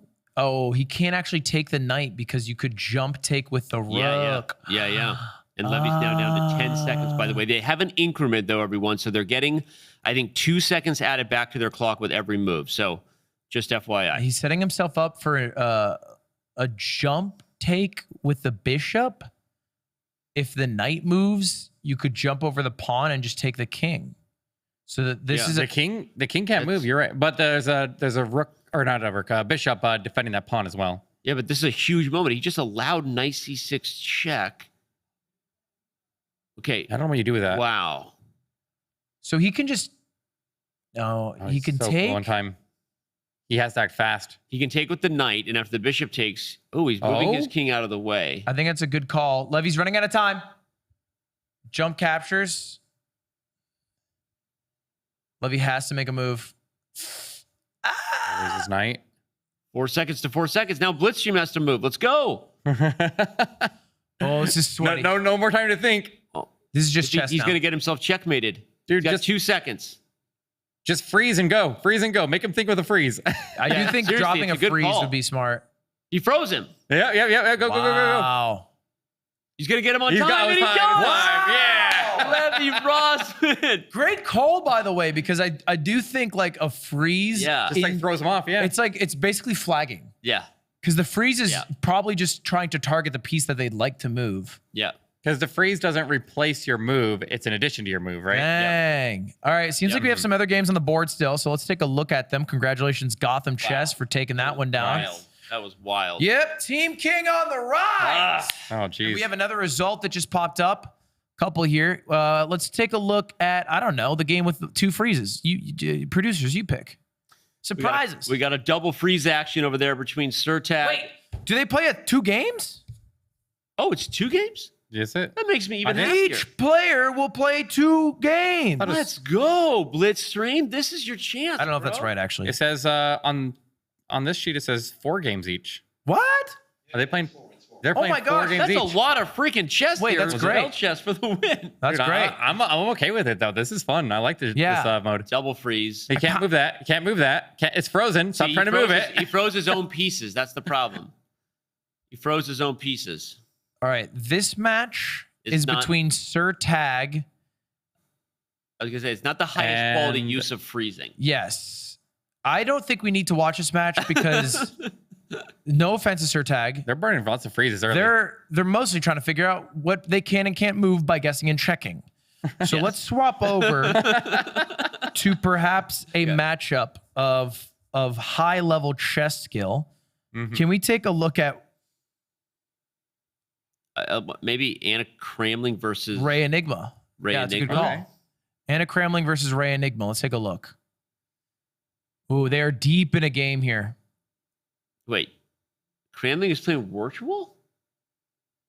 Okay, that's a different pairing than we thought. Yeah, Cramling versus Virtual that is might actually be a better pairing. Oh, okay. That is going to threaten Wow, the but queen. wait, hold on. Does he have to move the pawn up? is he winning? Virtual just froze. He's threatening. Well, he check- froze his own queen as well, but does that freeze wear off? Okay, he counter freezes. And now she Because puts- the freeze lasts, and then when it gets back to your turn, you can move Yeah, and take, she right? did the exact thing that Levy Wait. did earlier. Mhm. She just moved instead of jumping the pawn and taking the king. Okay. Then she the second time she did it. Whoa! Second time she did it. It's It's over. so funny to see somebody capture a king. It feels so good. Yeah. Why can't we just capture kings? Well, in chess? she baited him by leaving that rook open as well. Like, you Let's go see back it. to Levy. Let's go back to Levy. That was a great game. I'm hoping they have another good one. That's so much more to watch. That's difficult. Levy, Gotham Chess. Levy, if we want to see Blitzstream's view, we can do that, but maybe see the same or Levy. All good, but this is great. I like watching Levy. Yep. A lot of people watch Gotham Chess. It's kind of good. I'll watch Gotham Chess.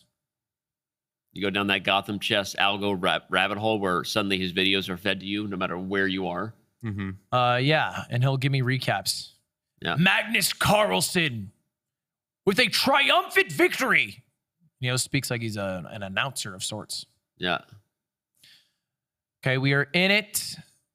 Last time, Levy won with time. This time, let's see if they're able to use their jumps a bit more effectively, because he basically uses jumps just to do even trades. Mhm.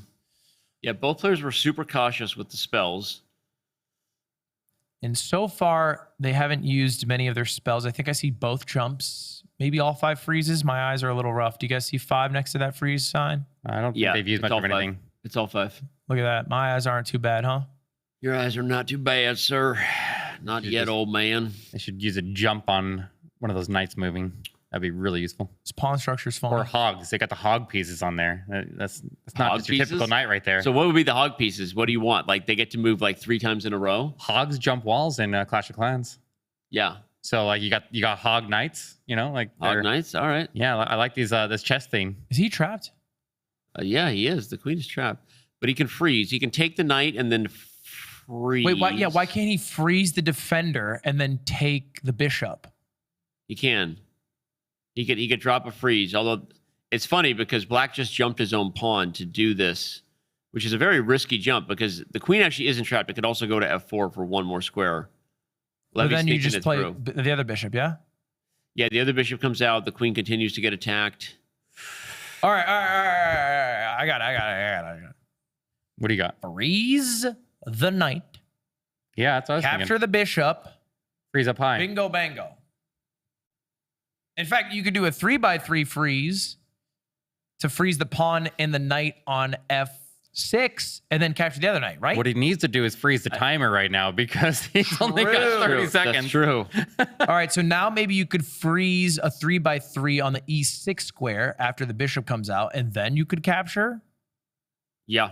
They're playing so conservative with their spell. Like I feel They're like you worried should just about start using counter them. freezing the freeze. Yeah, here's I a think. freeze. He's going to do You it. can't do it on that Don't- square though he's because gonna it freezes his own queen. But it'll last long enough that he can move the Uh. queen out after he comes out of it, but it'll stop the rook from moving right now. Or not the rook, the bishop. I guess this wasn't stupid. If he drops a freeze lower, why would he have? Because he didn't need to freeze his own squares, right? So, He well, didn't. what we could see here is potentially a counter freeze there and lock the queen into place there so the bishop can get her. That's what I'm wondering is like what happens if Blitzstream counter freezes right now? Do we just keep running out of freezes? And because I feel Levy like has they to have to sit there and chain freeze. Levy until has to somebody do runs out. yeah, that's what happens. Levy has to do everything he can to keep his queen. So I think that was a mistake to do that. Oh, he's checking the king. Okay. He's threatening mate. Well, he can take the game right there if they don't double up the defense or move the king. So maybe Because of the this is jump, how right? you gain back tempo on the freezes is by What's funny is Well, he can't take the queen right now. Kevin can freeze the bishop on a4 and then take the queen if he wants. uh, Okay, he true. doesn't. But Levy was threatening the king right there with a jump over the pawn. Levy brings up a great point, which is, hey, the guy that was attacking my queen is attacked twice. Are you not allowed to play two defended freezes once. in a row? I'm going to find out right now. Yeah, it looks like the spells almost go on like a cooldown after you cast it. But like time's really low on both sides. I just saw the time. Oh, we're gonna Yeah. have a sweat match. Yeah. Okay. Any time back though, 2 seconds back every time they move. Levy won the last time they were in a time scramble like this, so I don't know if this bodes well for Mr. Blitzstream. He brought up a great point too, that he can jump and capture. Ooh, queen captures though. Oh, look at that. Okay. Okay. Oh, okay. Jump it, jump it, jump it, jump it. Now, if he Oh, jumped no, it, the bishop could take it. The bishop could take it backwards, so that was a good call. Ooh. Keeping the queens on the board. Time is sweaty. We're moving fast though. These guys are pros. Yeah, and they're gaining a little bit of time back with every move. Oh. Ooh, that was super nice. Yeah. Two pieces actually were undefended by jumps. Yeah, Levy didn't see that. Levy still has both of his jumps, by the way. And Uh-huh. he should probably start using them. Yeah, that's huge. Oh. Scary. Scary. I think this is also, we saw the tried and true bring out a freeze. Just waiting for an like at this Oh, wait point a here, second. like you could really catch somebody off guard with a jump. Like if they're just going to play off their instincts after all their practice, they may not be able to see a jump lining up. But They there's could so jump many capture. They could jump capture the queen right now. Yep. Oh, he missed it. Kevin missed it. There it is. Okay, That's okay. huge. And you That's see a how much huge time mistake. they- Yeah, they're getting so much time back right now. He could jump capture again if he wanted. He missed it. He could have jump captured Yeah, the rook. Black He's out of could have jumps. done it. Black could have jumped capture. They're both no, out no. of Black jumps. is out of Levy- jumps. Oh no, sorry. Yeah, Levy right Levy's now got a can jump capture right this now. rook. There's a hanging rook. Oh yeah. Levy can. Good call. There it Look at is. that. There Ludwig it and is. Levy. Bang! I got a brain for this game. Get me in a tournament. He's getting so excited. Gotham. Yeah. It's so funny to see somebody resign in a spell chess game. Okay. By the way, confirmed. Yeah, they didn't do that because you can't play two freezes in a row. There's a cooldown for a turn. That makes sense. You can't just build. Okay, that's confirmed. Let's take a look at Alexandra Botez, who's in a game right now against Ray Enigma. Now, who on paper is a higher rated player? Do you know? Ray, Enigma. They've used a lot of freezes already. I feel like freezes Yeah. like almost have to be played with a counter freeze, and so like if it does have a cooldown, then I feel like you're playing chicken the whole time there Yeah. with freezes. Like whoever does it first is just gonna the other team just needs to respond with the counter freeze. Makes sense. And so Alexandra just went for like a YOLO risk to capture the queen, or excuse me, to capture the king. But So no, that- it's a smart move because it's a double Yeah. attack, right? Yeah. She's threatening both check and the queen. It's a double attack on Enigma. And by the way, she's up a minute on the clock too. So And Enigma cannot use a freeze right now. Because they've used one too recently, or maybe they've used all of them. There goes the queen. they've used all of them. They that right? both use all of their freezes. They Yeah, did that's a what I'm saying. lot They, of like, freezes. Are you sure? Yeah. I can't. No, look wait. at the refreshing No, now. I think it takes a few rounds. Okay. Yeah. I think it after Got it. the cooldown ends, it comes back and lights back up. I was involved in early ideation stages and I got out of it. I don't know. So I don't want to hear this like, you should know the rules, Danny. All right. I don't You should know the rules, Danny. I don't know all the rules. You know what? Dogs are coming back for that. We talked about your feet, by the way. All right. Still many jumps on the board. You can't jump a pawn, can you? Yeah, you can. What? But why? Could you jump a pawn to like rank up? Oh, you mean to, like you- promote? I think if you were on your initial move, you could probably jump it to move 2 forward. But I think outside of that would be Yeah, there's no like Okay. superpower pawn charge. Like Yeah. hog powered pawns would be interesting. You just charge up the board. Does a jumped piece have to capture? I guess is what I'm asking. doubt it. Does a jumped piece have to just capture? I think it's just a movement freedom. I don't think you have to capture, right? Like, let's just say the rook on h8 moves. Yeah. Can that pawn, like, did it make it disappear? Could that pawn jump to h8, promote to a queen, check the king? No, because the pawn can't legally move that far in one move. So it's still the legal move for the pawn. I see what you're saying now. Yeah. Okay. So now we get to see if they do the counter freeze here because we saw her use the freeze there. So if they counter freeze and lock up her pawn. But yeah, I don't think a counter freeze here is good. I think it was really smart by Alexandra because look at the time.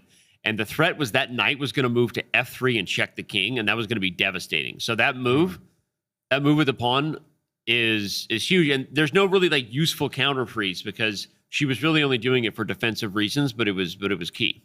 But they could, I guess if they do counter freeze the pawn to stop it from taking the knight, then he could.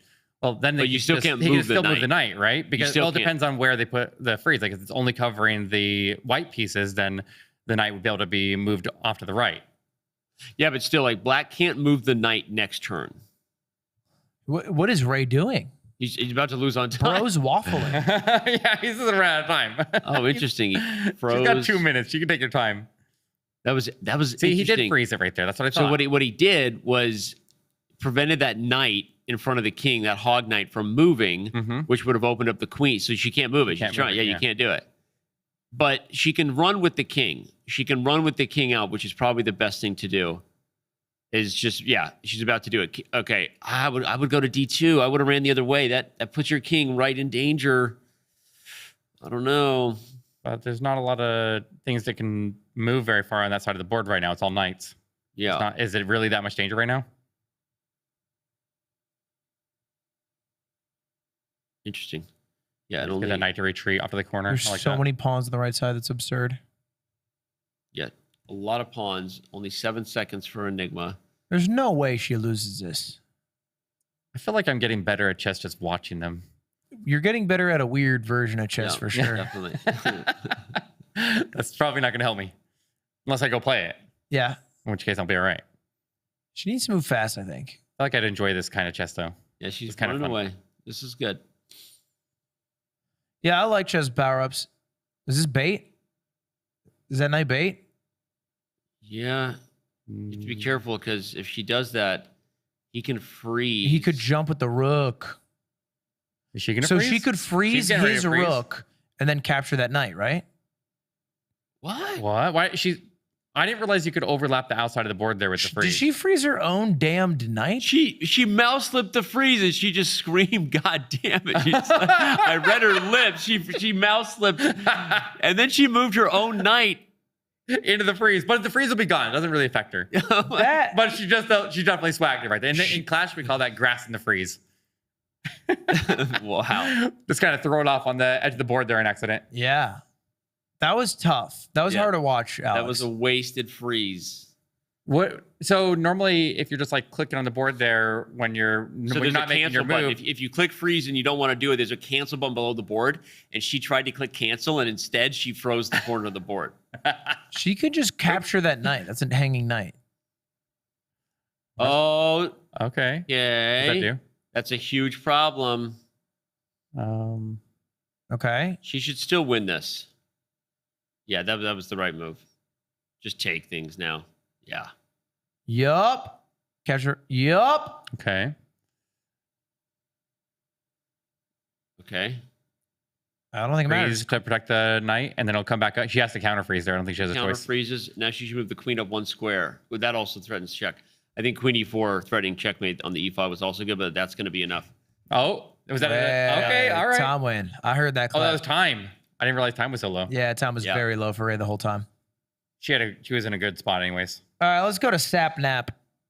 Where are we at? Can we get a Barb versus King update? I'm freaking out over here, and it's already hot in here. Like, I've been.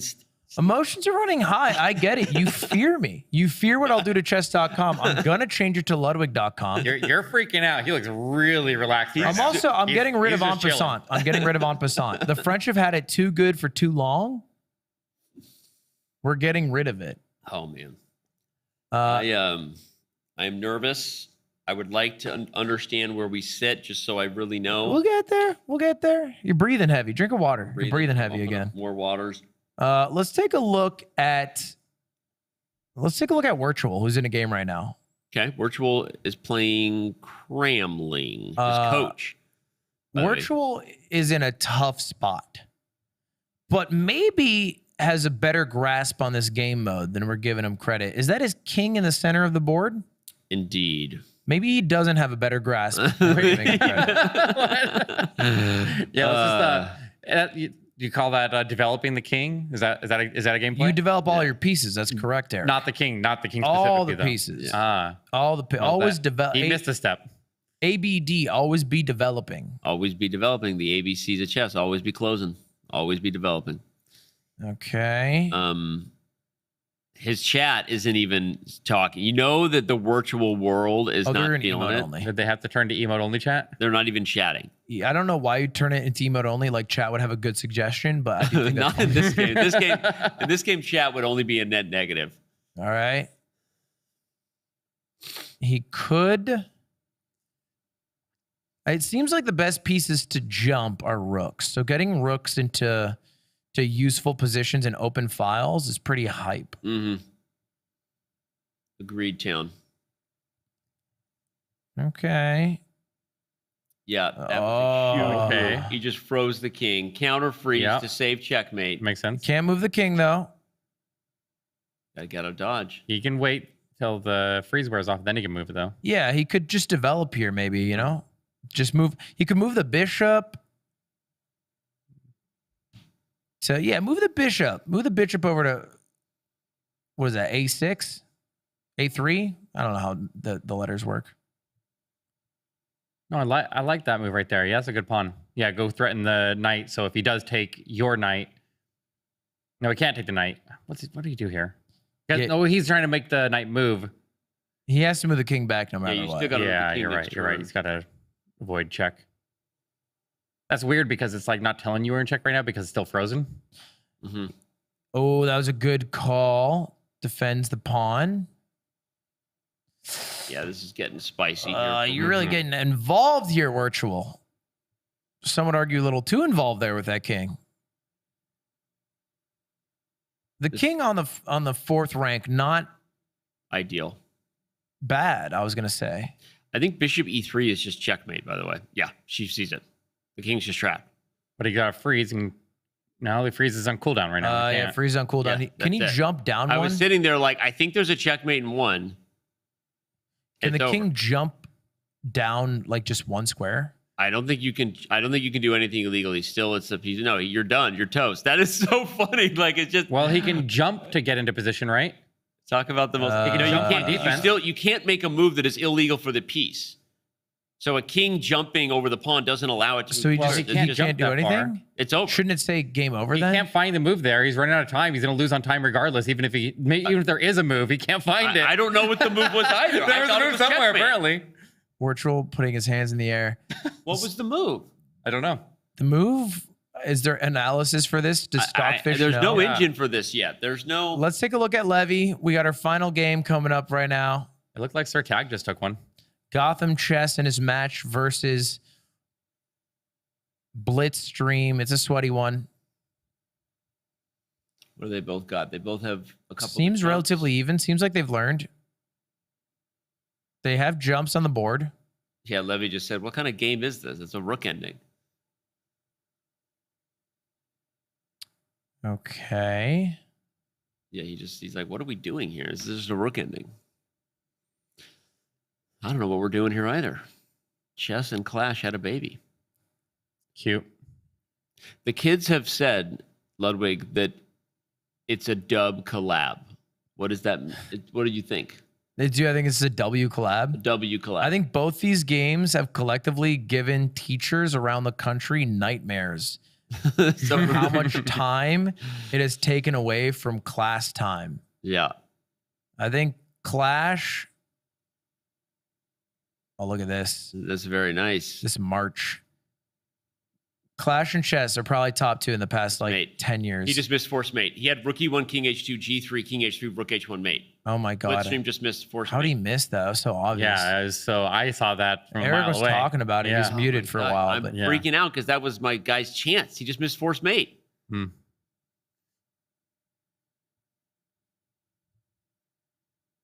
oh, Now- He's still holding a jump Isn't that there. still so mate? Yeah, he's threatening. No, he's threatening okay, yeah, checkmate. like he's defending through the jump. Like they're they actually got a pretty good grasp on this. I feel like they should be using their freezes and stuff. Yeah, they're but not using them at I all. think you freeze and they counter freeze. Are they even on freezes right now? But they're playing like I feel like these guys just get into their mode when they get into the game like this, and it's all just like muscle memory. Like, Yeah, I actually think the same thing. It's actually a problem for them. yeah, it's throwing them off their groove if they try to find ways to use it while they have the timer counting down. Hey, his chat is yelling at him to use a single spell ever. Please, God, please. He should freeze that whole area. Mhm. Freeze that whole area right now. Yeah, you should have froze the king at least and make them. He could have stopped promotion. I guess. Can you freeze the queen and capture the? If I'm crawling. Yeah, look at that. Oh, there we go. Yeah, I Yes. like that. But counter freeze and now the king's stuck and he can't get away, right? Yeah, and then you move the rook over to defend. No, you can just take it with the queen because the freeze will be gone. Look at But, that. yep, it's over. Yeah, The counter freeze right there. You can't put your king into you're danger right. because they can just counter freeze. God damn. It was clever, but it obviously My brain Yeah. isn't built for chess, and it's doubly not built for watching two grandmasters play this game. All right, we got a freshie. Oh, we can't watch these two. It's too much of a Yeah, blowout. let's get a what else we got? What do we got? We got The Alexander game's good. Who's Amon playing? Amon Hamilton versus Maestro Luison, I believe. Can we check out Amon Hamilton? Amon Hamilton, he won one not too long ago. Maestro Luison is tricky. He's tricky AF, as they say. The kids say that. Say it again. whoa. Looking for the match. That means as funky. They are wrapped. That's what I thought. Who won? Amon. It wasn't 4-0 Amon Hamilton. Okay, well, Joe broke jump on. Woo! So a good result for Team Barbarian. I mean, I didn't want to say it, but you did. I'm just checking my text here. Everyone's like not too worried anymore about the old. Woo! I'm not even sure who's ahead right now. Yeah, good check. No. Cramling is ahead against Virtual. Wait, no, I need Amon Virtual's Hamilton win. is ahead. I think that alone is an 8-0 swing. Yeah. And then Levy's going kind of even. Oh, is Yeah. every win counted individually, or is Yes. it a net win? I think every win counts. Every win counts. Oh, geez. I don't think it's like, hey, did I beat the player in more? The most wins the challenge. The most wins. Yeah. Nice counter freeze. Yeah, I feel like every time you use freeze, you have to counter freeze. Like it has to offset each other. Cool. Activate the knight. Why not? Why not activate the knight? I believe this might be one of our last games here. This is our penultimate challenge, by the way, before we enter the final challenge of the day.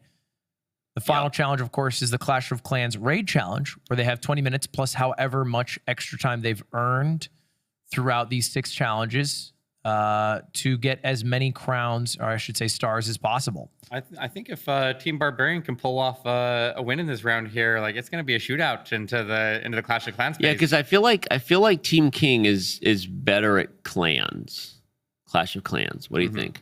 I mean, if I'm looking at their lineup, you're the expert. I mean, who's got the edge in regards to our Clash experts in the Clash of Clans? I feel like at this point, that since we already know what trophy range that they're going to be playing in when they get to Clash of Clans, and they're really on the low end, I think we're going to see triples like racking in like crazy, as long as they bring an army, right? Yeah, but we saw Amon Hamilton put up a donut.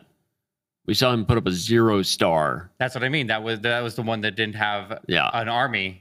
Anna, by the way, popping off because she says she has forced mate. She has pushed her queen there. Your piece, by the way, can only jump over one other piece. So she can jump over this pawn right now to capture the king, and you can't capture the king in this mode. Wow. Virtual could block with the bishop, but then that would mean there's only one piece between her dark squared bishop and the king, and she would use the bishop to capture the king instead. And he's already used all the freezes. That's what she was showing in the replay. That's why the freeze is gray. Yes, and the freeze cooldown is currently going. He has 4 freezes left, but you can't do it. Yeah, you just what can't he do it could do, Gulagoon. He probably needed to do some sort of jump to distract, but that's a quick one. Easy. That's a quick one. This is getting out of hand here for Team Barbs. Well, can't do we have say any I'm matches unhappy. going? Do we have a score to take a look at? I'm not feeling great about my team's odds. Virtual, emotional. All the games have finished. That was our final game. So early on, Team King won 2 challenges. They're up 4 minutes. It was a tie. They were up 5 minutes to Team Barbarians 1 minute. Then Team Barbarians sweeped the next 2 games. It was 5 minutes to 5 minutes. This was our final game. Let's see the results. And let's see which team, Team King or Team Barbarian, won the most. Wait, quick math. 7, 11, 16, 10, it's tied? 16. It's tied? It's a tie. No! I'm back on Team King, baby. Let's No! go. Let's go back the screen before. I'd like to take a look at What happened the there? score breakdown. Yeah, I'd like to see the score breakdown as well. Okay, we're going right through it. Well, this is the results. So it means that there's no clear advantage going into the final challenge. Okay. They both get 6 additional minutes. Can we go one previous? I like that. Shout previous. out to the team who made these pairings, by the way. Right. This has turned out to be quite the clash. Yeah. The chess clash. I wasn't involved in that. Whoever made these pairings did some good game theory. Look, I can totally believe it was scripted because I'm pretty sure I saw nobody get 0, and I know 2 people got 0. But it doesn't matter. What matters is the final challenge, which is the Clash of Clans Raid Challenge. Again, the 6 previous challengers were all for an advantage for this one. We're about to jump into it. Chess players, I'll let you handle it, Eric. I don't need to get through. I'll let you please explain to the people at home what we're about Wait, to is watch. it everybody playing, or is it just the chess players? Chess player. Oh, you're right. Chess players of each duo take control, coached by the Clash player. So it's only the chess players that are getting advice there from their teammates. So it's basically like the previous game mode. Yeah. The only difference is that They it's have unlimited time-based. attacks and they're on a timer to get as many done as they can. So no. this is where it's going to get tricky here, because if you're able to get a 3-star, and I saw a lot of them breaking out Electro Dragons, which is going to be very, very smart for this. I feel like that's what they should stick with. But if and that assumes that they know that that's what they should do. Enigma on my team. Oh.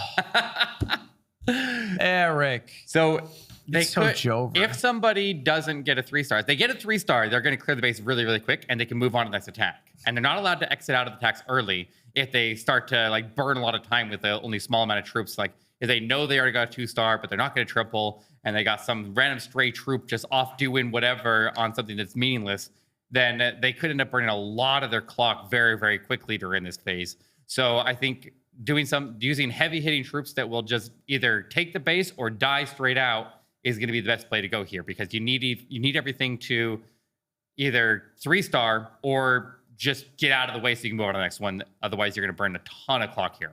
And it's basically going to be a 26-minute timer, and then it's going to wrap up. It's going to determine And whoever has the the winner. most- This is going to be. I hope we have like a active star tracker as we go through this. 100% will have that guaranteed. Yes. But I can see production literally saying, "I They promise are. we have." They're writing it on a screen. We promise we bet. will have this for you. If we don't, we will Venmo you Ludwig $100 each. Easy. That was Star Tracker. I saw it Written there. I saw it right there. Yeah. so. That's the basic premise of it. I'm a little. To me, this feels almost random, because a lot of the ladder mode is who you run into. And the timer already started, by the way. We are in it. Our 26-minute countdown go. started. Okay. And when I say random, I mean who you run into in the ladder can depend. It can Did be. they know? Because they're not attacking yet. The time is ticking. Do they know? Now, experienced players are going to be able to, like, what is this army here? Like, this is going to be terrible. He needs to change that. Gotham, you need to fix yourself there. Where's your teammate Gotham, helping we're you out? all embarrassed for you. We think your army sucks. I mean, he did get triples with it, but it's going to be a slower army. Perhaps it's and an time is of essence impersonation here. of the country he's in. He didn't bring a good army. He brought a white flag. Sorry, production. Sorry. Evil France and all that. All Oh right. man. Okay. Domingo just got a Flight. little high five from someone in the room there. I'm people Oh, watching. he's right in. now. He's in. Okay, we see something Oh, he's there. off. Wait, they skipping? I see Gotham pressing next there, going to a base that he can be able to fight Wait, so he's basically cycling through bases trying to find some Yeah. You can easy find something that you pickings? can triple easier, I guess. I didn't know they're allowed to cycle. How through. does I he thought- know? Oh, it's probably his brain. But if you're sitting there, I guess if they are allowed to cycle through bases to find one that they can maybe take out a little bit faster and easier, then they're burning clock there while continuing to search when they could be racking in stars and just go as soon as you see an easy one. Like you're saying, it's been almost 2 minutes. He hasn't attacked one base yet. Yeah, like he's burning a lot of clock right now. And this is basically, I mean, at the end of the day, we can't blame Gotham. This is Okay, so Sapnap's if he call. just put like all of his troops in a pile on most of these bases that he's seen right now, he could triple them. He feels very, very unconfident in what he can do here. Well, it's not him, right? He's in a call with his pro. And his then his teammate is telling him to Who's skip. his teammate? His to be fair, it's Sapnap. Oh, this looks free. This looks free. It does. Take it. Just send it. Yep, send it. They should just be Send sending it. everything that they got because Send it here. they don't have a limit on the number of attacks they can do. They should just be Go sending off. every single Send time. it. Send it. Click all the troops. Click them all. Click them all. Click all the buttons. Let the buttons go burr. Yup. And nice air warden. Remember the last time we used the air grand warden? Yeah. His clash coach is barely able to give him the proper advice here. So I Look. feel like we can blame Sapnap for this one. Oh, here. I would don't love to think blame it's I don't think Sapnap. it's his fault. Small improvements here. And so he's sweeping through the base. Again, you get up to 3 stars. He already got 2 stars. You get 1 star when you clear the town hall. But there look it at is. all the troops that went around that far left side there that are just wasting a lot of time just circling around in a giant pack. If you're trying to go for speed, then you want to be attacking multiple things at once. But if everything's in a pile, then they're all going after the same building and then the next Right. building. And there's way too much firepower concentrated in one spot where he should be spread. He's still going to triple, but he wasted a lot of time in the process. So he got his 1 star for getting the town hall, 2nd star for destroying 50% of the base, and the 3rd star comes if he destroys 100% of the base. There it is. That's a 3 star for Gotham Chess, and it only took 4 minutes and 20 seconds. Is that good? That's No. bad because Oh. it's 3 minutes normally. He had equally difficult bases or equally easy bases to go after earlier on. But he And skipped so them. now what he needs to do is quickly train up the next army here, and he needs to get the other one training in advance there. But I guess he can just Let's take a look it through. at somebody from Team Barbarian. Let's take a look at Anna Cramling and see how she's doing, how she's handling this time crunch. So you can see that she's doing the same strategy because there's almost like a pattern recognition, even that I can tell. Well, that's like, oh, that's a formation that many people are using. Is that standard? So no, one of the biggest things they should be looking at here is the town hall level. So the big white building in the middle there, that's Yeah. the town hall. It So looks intimidating. if we see a white one or a blue one, they should be attacking every single Is that time. a level 14? That's a level 11, and she has level 14 equivalent troops. Buddy, let's let So, the troops go hog wild. So that's a white tower right there. If you're attacking 2 town hall levels below yourself, and they don't have max defenses on top of that, even if they do have max defenses, you should be able to drop all your troops in a pile and just 3-star it. Like that should be a really, really easy pickup right there. And so like I'm pretty sure that she'll triple this, even if she made every mistake in the world. Do you think I would score a triple double on a basketball court if everyone on the basketball court was a 10-year-old? No. I Eric, do. I believe you would. Can we go Not in to Crocs. let's take a look at Ray Enigma. I beat Gotham Chess in Crocs once.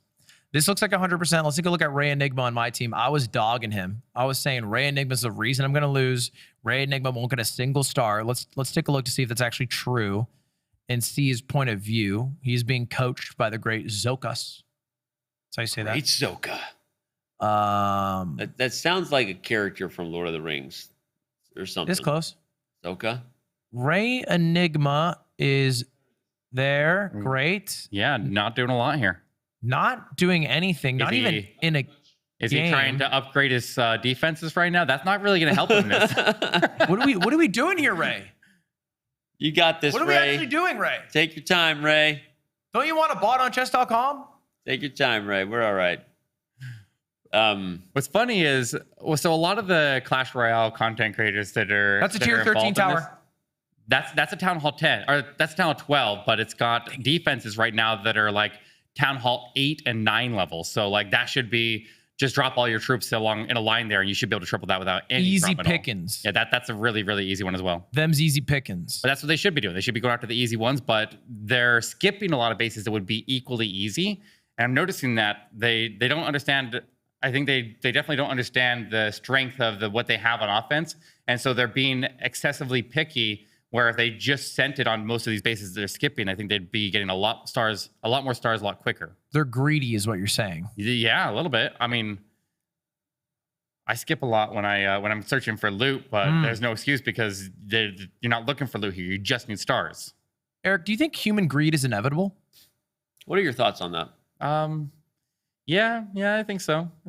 We live in a capitalist society, so like, I'm gonna go get that bag. Well, let's take a switch over to Ray Enigma. See how he's faring. He was buffing up his bases a bit earlier. Hopefully, he's actually in a game now because my team needs points and they need them now. Can we get a star update at some point? I'd love a star update. Yeah. I'm a big star update kind of guy. I got a star update for you. Yeah. I see 2 stars on the screen. Oh, On the right-hand side. whoa! Hey. It's me and you, big shot. That's you stop. Let's slide it by that. Well, you did say I would not get a triple-double against 10-year-olds, and I won't forget that. Sometimes it's hard to just know the truth. You know, the Crocs notwithstanding, I think you're under, as a guy who has more 10-year-olds than anyone should ever have, you know? How many 10-year-olds do you have? I've had 4 kids, so I've had more 10-year-olds. That's 4 too many It's just in a some weird ways. No, I'm sentence to be kidding. like, I got more But 10-year-olds the than you. point is, 10-year-olds are not good at defending physical sports. I'm not sure why they aren't stopping to rate the game. Stopping to what? Rate the game when the little Oh, thing yeah. pops up there. It's kind of disrespectful. Yeah, exactly. You know, the Clash of Clans having fun, is right? making this come to life. Mm-hmm. Wait, he's upgrading his stuff? No, he's training right now. He's just training. But if you on the last tab at the top there's a quick train, so you can just retrain the last army that you used. And so they should be retraining the same army. If they're going to use the same one over and over, they could just hit quick train, gem it, and get the next one there. So like when you're working. Oh, actually, this is. Yeah, Is that going to miss? Why is he continuing to attack with no army? Amon The entire Hamilton. thing? They're throwing real hard here. Amon Hamilton might be the single reason why you Where lose is your this company. coach? What are they doing? I know. I am this so coach realize the frustrated, mistake they're Amon. making? Well, okay, here's the thing. Amon Hamilton should be in a call with Sir Tag. Right. Can we listen in? Is there an audio feed we can Yeah, receive? I want to hear Wait, what they're he's saying. Sir Tag. Sir Tag should be able to give him the advice. Sir Tag is supposed Sir to Tag be is a very experienced class Let's player. genius. listen in. Let's listen in. Right? Yeah. Dude, maybe not. Those are expos. This guy's not a. People are saying you can get 1 star. You get 50%. They're saying. Yeah, these are the same people that said my troops looked ready.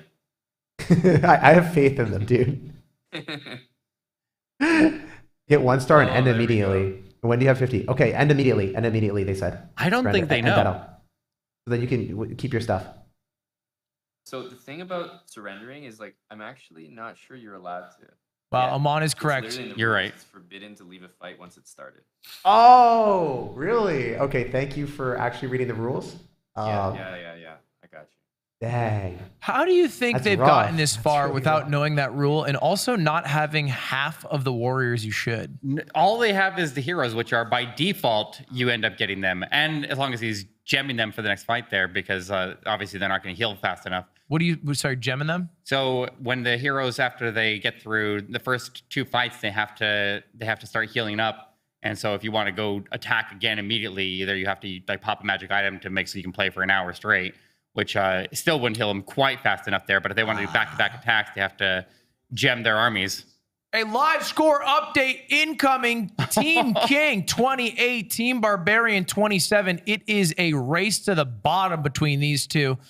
But we are halfway through our time right now. Who do you want to take a look at, Danny? I'll let you pick. super close. Keys to the kingdom. I got to see what let's see what Botez is doing.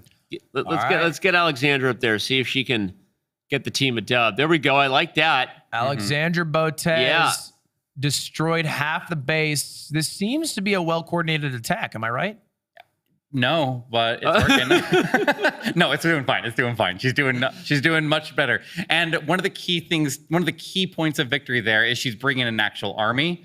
She's actually filling her army camps there, which obviously can have a big impact. They're swagging a whole duo there. Like that's really gonna hurt the overall score. All right. That's There's good. a triple for Botez. All right. You saw a triple from your team. I want to see a triple from my team. Show me Ray Enigma. Yes, sir. Ray Enigma. The inevitable is what they call him. The inevitable. And that is a free base.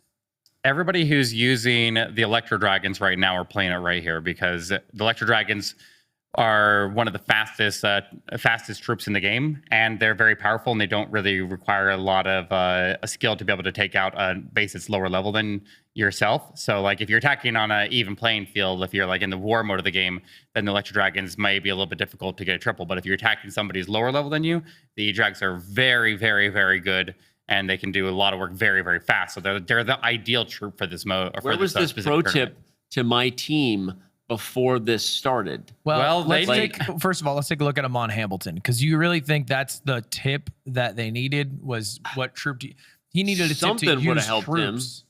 My God.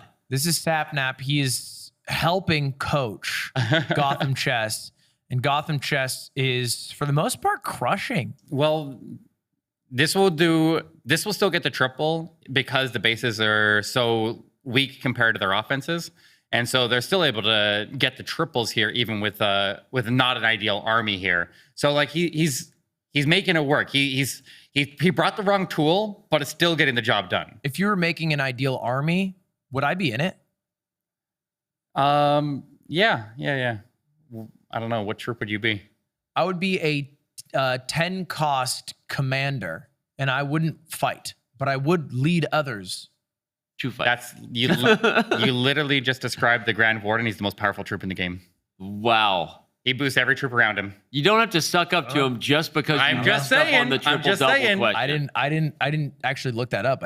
That's what was in my. He's 25 space though. It's pretty close. That was in but my there's there's actually a new troop that just came to the game called the Apprentice Warden, and he's closer to what you would be, I think, because he doesn't do a lot, but he boosts everybody around him. I wouldn't be the apprentice. I'd be the master. Warden, Yeah, but, that's a good call. Can respect that. All right, Anna, this is good. And Cramling for the win. Rounding out the 100%. This strategy seems to be ubiquitous across the chess players to scroll through until they find a town hall that's weak enough to take for the plundering. Can we go back to Sir Tag? I want to see if they're actually bringing an army yet, if they changed their game plan yet. Sir Tag spectating. Sir Tag and Amon Hamilton. Look at this. They're actually training some E-Drags now. They got the memo. Thank you. Someone gave them a tip.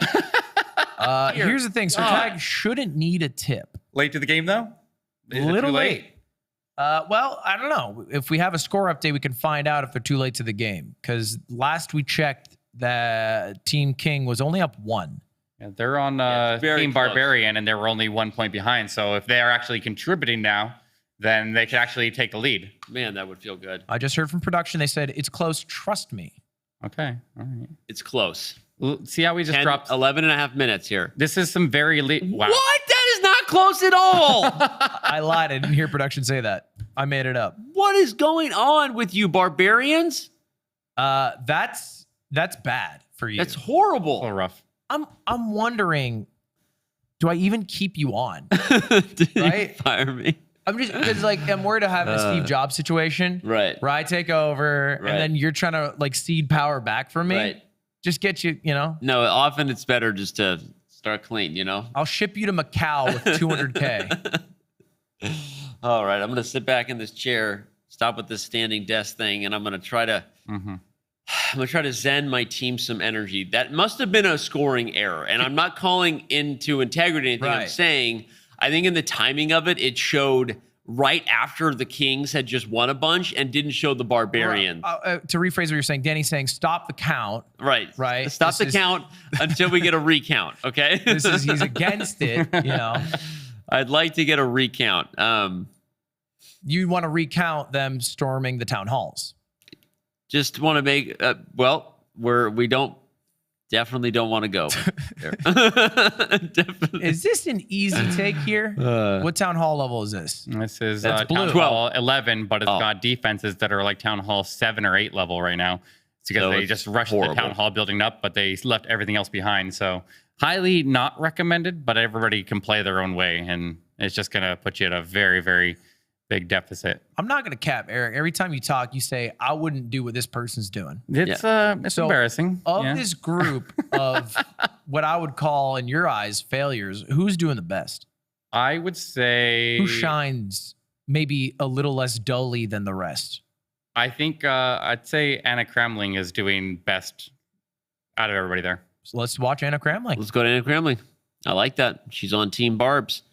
I need a barbable full victory. You need Amon Hamilton to rewind time. Hey, they're doing stuff now. They're finally putting some triples on the board there, so they're making some progress. But I wonder if they set their team back too far there. But it is nice to see everybody moving a little bit faster now. The pace has definitely picked up all across the board. Yeah, we see our wide shot here. This is all of our players. Here's Blitz Stream in a level 11 Town Hall base. Is that right? That's Town Hall 12 is the blue one. How can you tell? The other one was blue. The other one was blue too. Just the main building in the middle of the base there that the E-Drag just took down. We're on the same page again. I swear it was the exact same building. The blue one is Town Hall 12. The white one is Town Hall 11. No. There was a blue one that you said was is, Town Hall 11. Lud and I have you on camera saying the last blue tower was 11. We got you. We got you, sucker. I'm denying it. Even if it's on camera, I'm denying it all the way through. Deny. I respect it. Blitzstream will have neck pain for years, but at least he will also have 3 stars. Yeah, that's not a position you want to be in. Why I get a tablet. You got to get a little mount. You got to get those little tripod things to put them in so you don't have to like lean all the way down on the table. Is that what they do? So you get like a tripod on the desk right there? Yeah, or you can just play it from your phone. You can hold it up. But it's hard to play on a tablet that's laying flat because then you do kind of crank down over it. You know. Retweet +1. Let's take a look at Anna Kramling. The greatest gamer here. Is she gonna miss that Town Hall? She's gonna kill a lot of time right here. But the Queen already used her ability. That's a level 12 Town Hall. That is. Yeah. That is the blue one is 12. Yes. No, she's probably still going to come back that, to this honestly. later, but okay. She does a triple in 1:30. So she's not getting triple though because she didn't. Well, she's using up a lot of time on this one here because she's gonna have to go back to the Town Hall, so there's gonna be a lot of time to transition back up to that area there. But I think she does have enough troops to actually take it. Now, right behind the Town Hall, let's see right above it, there is a single Inferno which can burn through heavy troops there really, really quickly. Just like in the Clash Royale, you had the Inferno Dragon that once it locks on, it builds up its beam until it is able to take its target very quickly. So that thing could. You just saw took that Stone Slammer out, and it could stop her from getting the Town Hall here, which would definitely cost her a lot of time. I think she does overwhelm it, but I think she just burned a lot of clock. Yeah, this actually is insanely slow. I called it. I was hoping she'd be done in 1:30. She's chewed through over 2 minutes here. Yeah, it's not great. It's not great for Team Barbs, but she's gonna get it. Yeah, it looks like she'll get it. Yep, she's got it. She got it. And now she's making a mistake as well. So we saw that Amon was using the Air Warden for a ground attack. Now she's making a mistake and she's using a Grand Warden for an air attack because he's the only hero that toggles to air and ground mode. It's a so simple you need game. to have him match what you're using. Enemy in the air, you're in the air. Enemy on the ground, you're on the ground. Makes sense. Mm-hmm. Well, it makes sense to me. It makes him very vulnerable because if all of your army is air and he's on the ground, then the ground only targeting troops attack him directly, where normally he follows the troops and boosts them, just like Lud would if he was a troop, right? I would do that. You would. I would do that. I would actually be an air warden. Wow. Yep. Virtual and OJ seem to be a pretty good team over here. I would be a space warden. Wow. They're just killing it. I would send out drones to hunt down certain areas. And I would justify it in post. Yeah. Can we take a look at Amon Hamilton? Because can he contribute? He might have fully swung from being what I would call bad player to maybe one of the better players. Okay. He's about to get 3 stars in a minute. There we go. Like 12 seconds. Let's go, Amon. Like this. You're seeing like a character arc from the beginning to the end of the tournament here, where he's just kind of learning as he goes. You know. There you go. Kind of impressive. Go. Go. I love it. He's also learned how to trade in a bit faster. Good. Let's go. Oh, that didn't feel good. That didn't feel good. It's getting bigger. Production, that didn't feel good.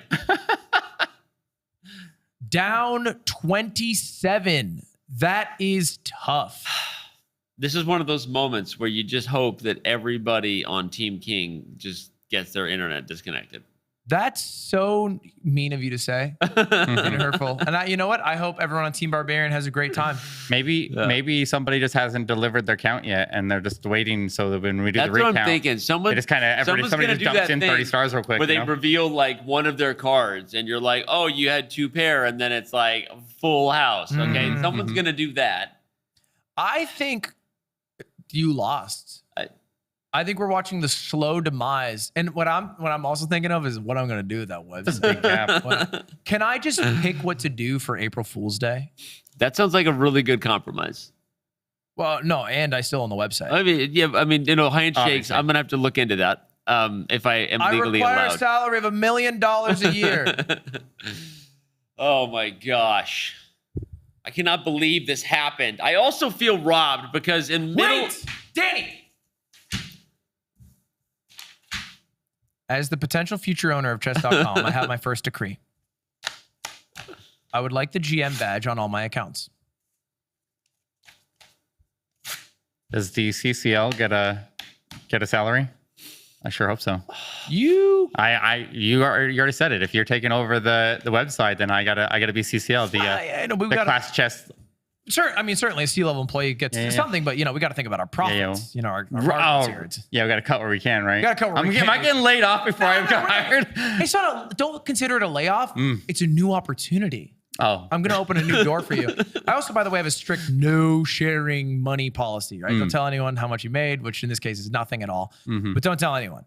Danny, want to circle back to that because you kind of dodged that. Can I be GM? You can be GM. And I would also like to choose what happens on April Fool's Day. And then I'll cede back to you, control the website. Okay, so what are the stakes right now? Right now, I would like the title of GM, Grand Master. Okay. I would also like to control what happens on April Fool's Day. Okay.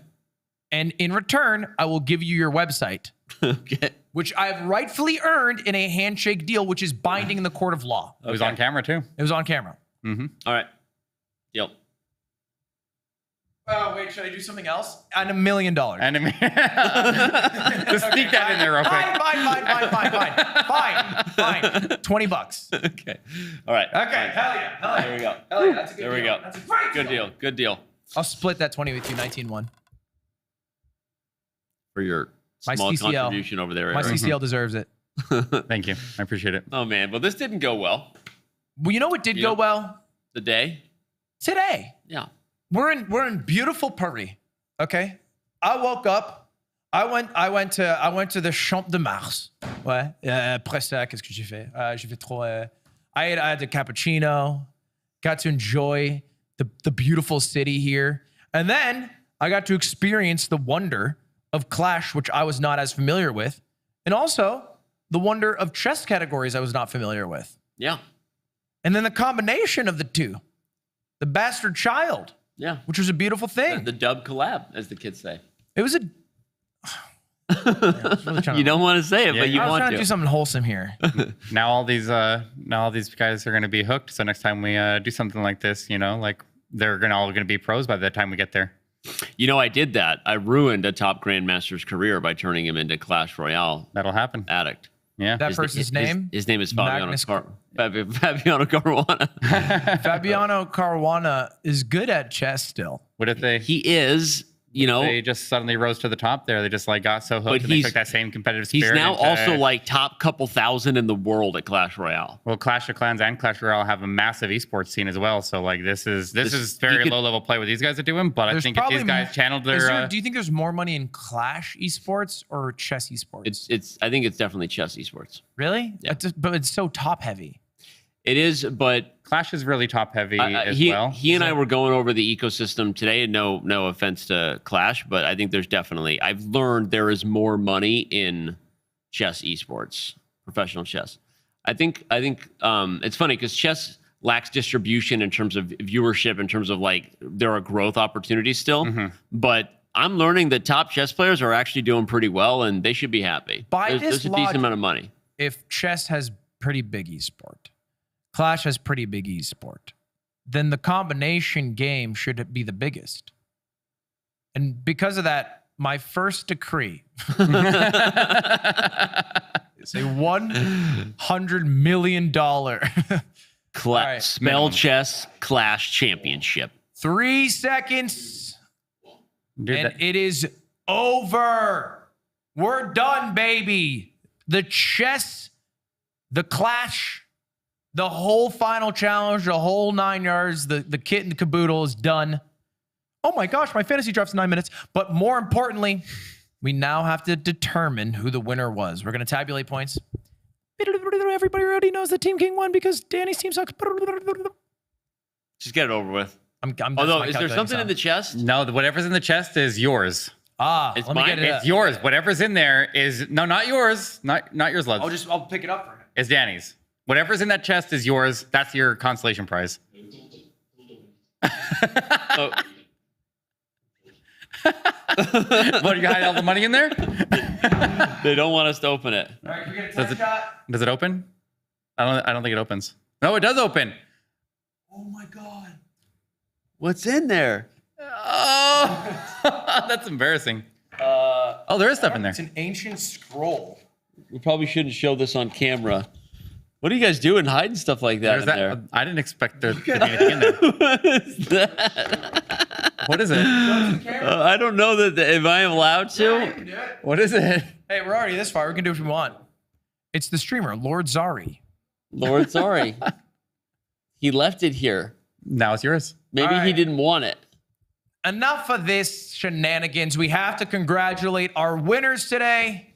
Team King, which includes names like Virtual, Gotham Chess, Luis, Ray Enigma, The Clash Side, OJ, Sapnap, Kristanini, Zokas. They are our 8 winners. And for that, they each will get their own bot on chess.com with a final score of 137 to 106. It was not close.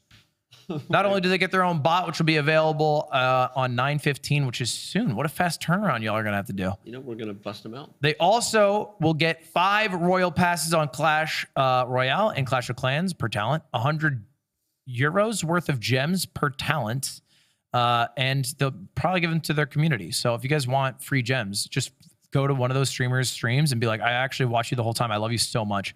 By the way, what are you going to do with your gems? And maybe there's a chance you'll get it. Yeah, just start putting in their comment section, just blow it up. And more importantly, if we go back to the star count that we had right there, for every star, $1,000 were donated to Healthy Gamer Foundation, up to 50,000. We blew that out the water. They only needed 50 stars. We had 243 combined, which means $50,000 goes to Healthy Gamer Foundation, which is really cool. So special thanks to Supercell and chess.com for making that happen. Big thanks to everyone who competed, the production who put this on. As they say in France, thank you very much. Thank you to everyone who watched at home.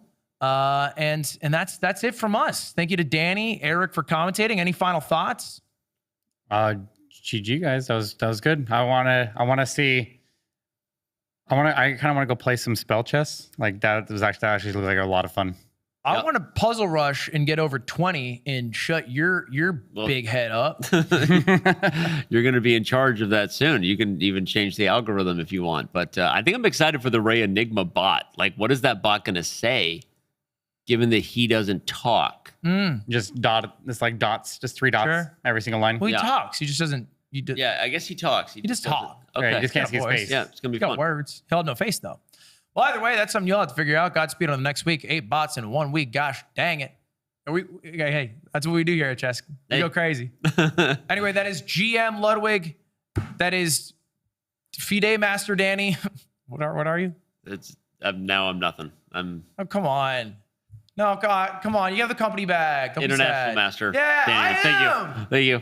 What the heck? That's crazy. I'm a GM. That's really, I mean, that's, you're close. It's not Jim.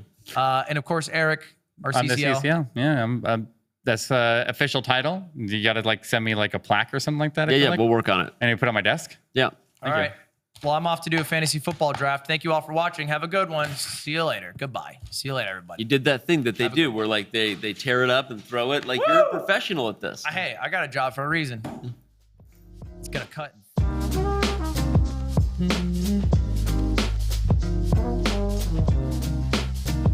Mm-hmm.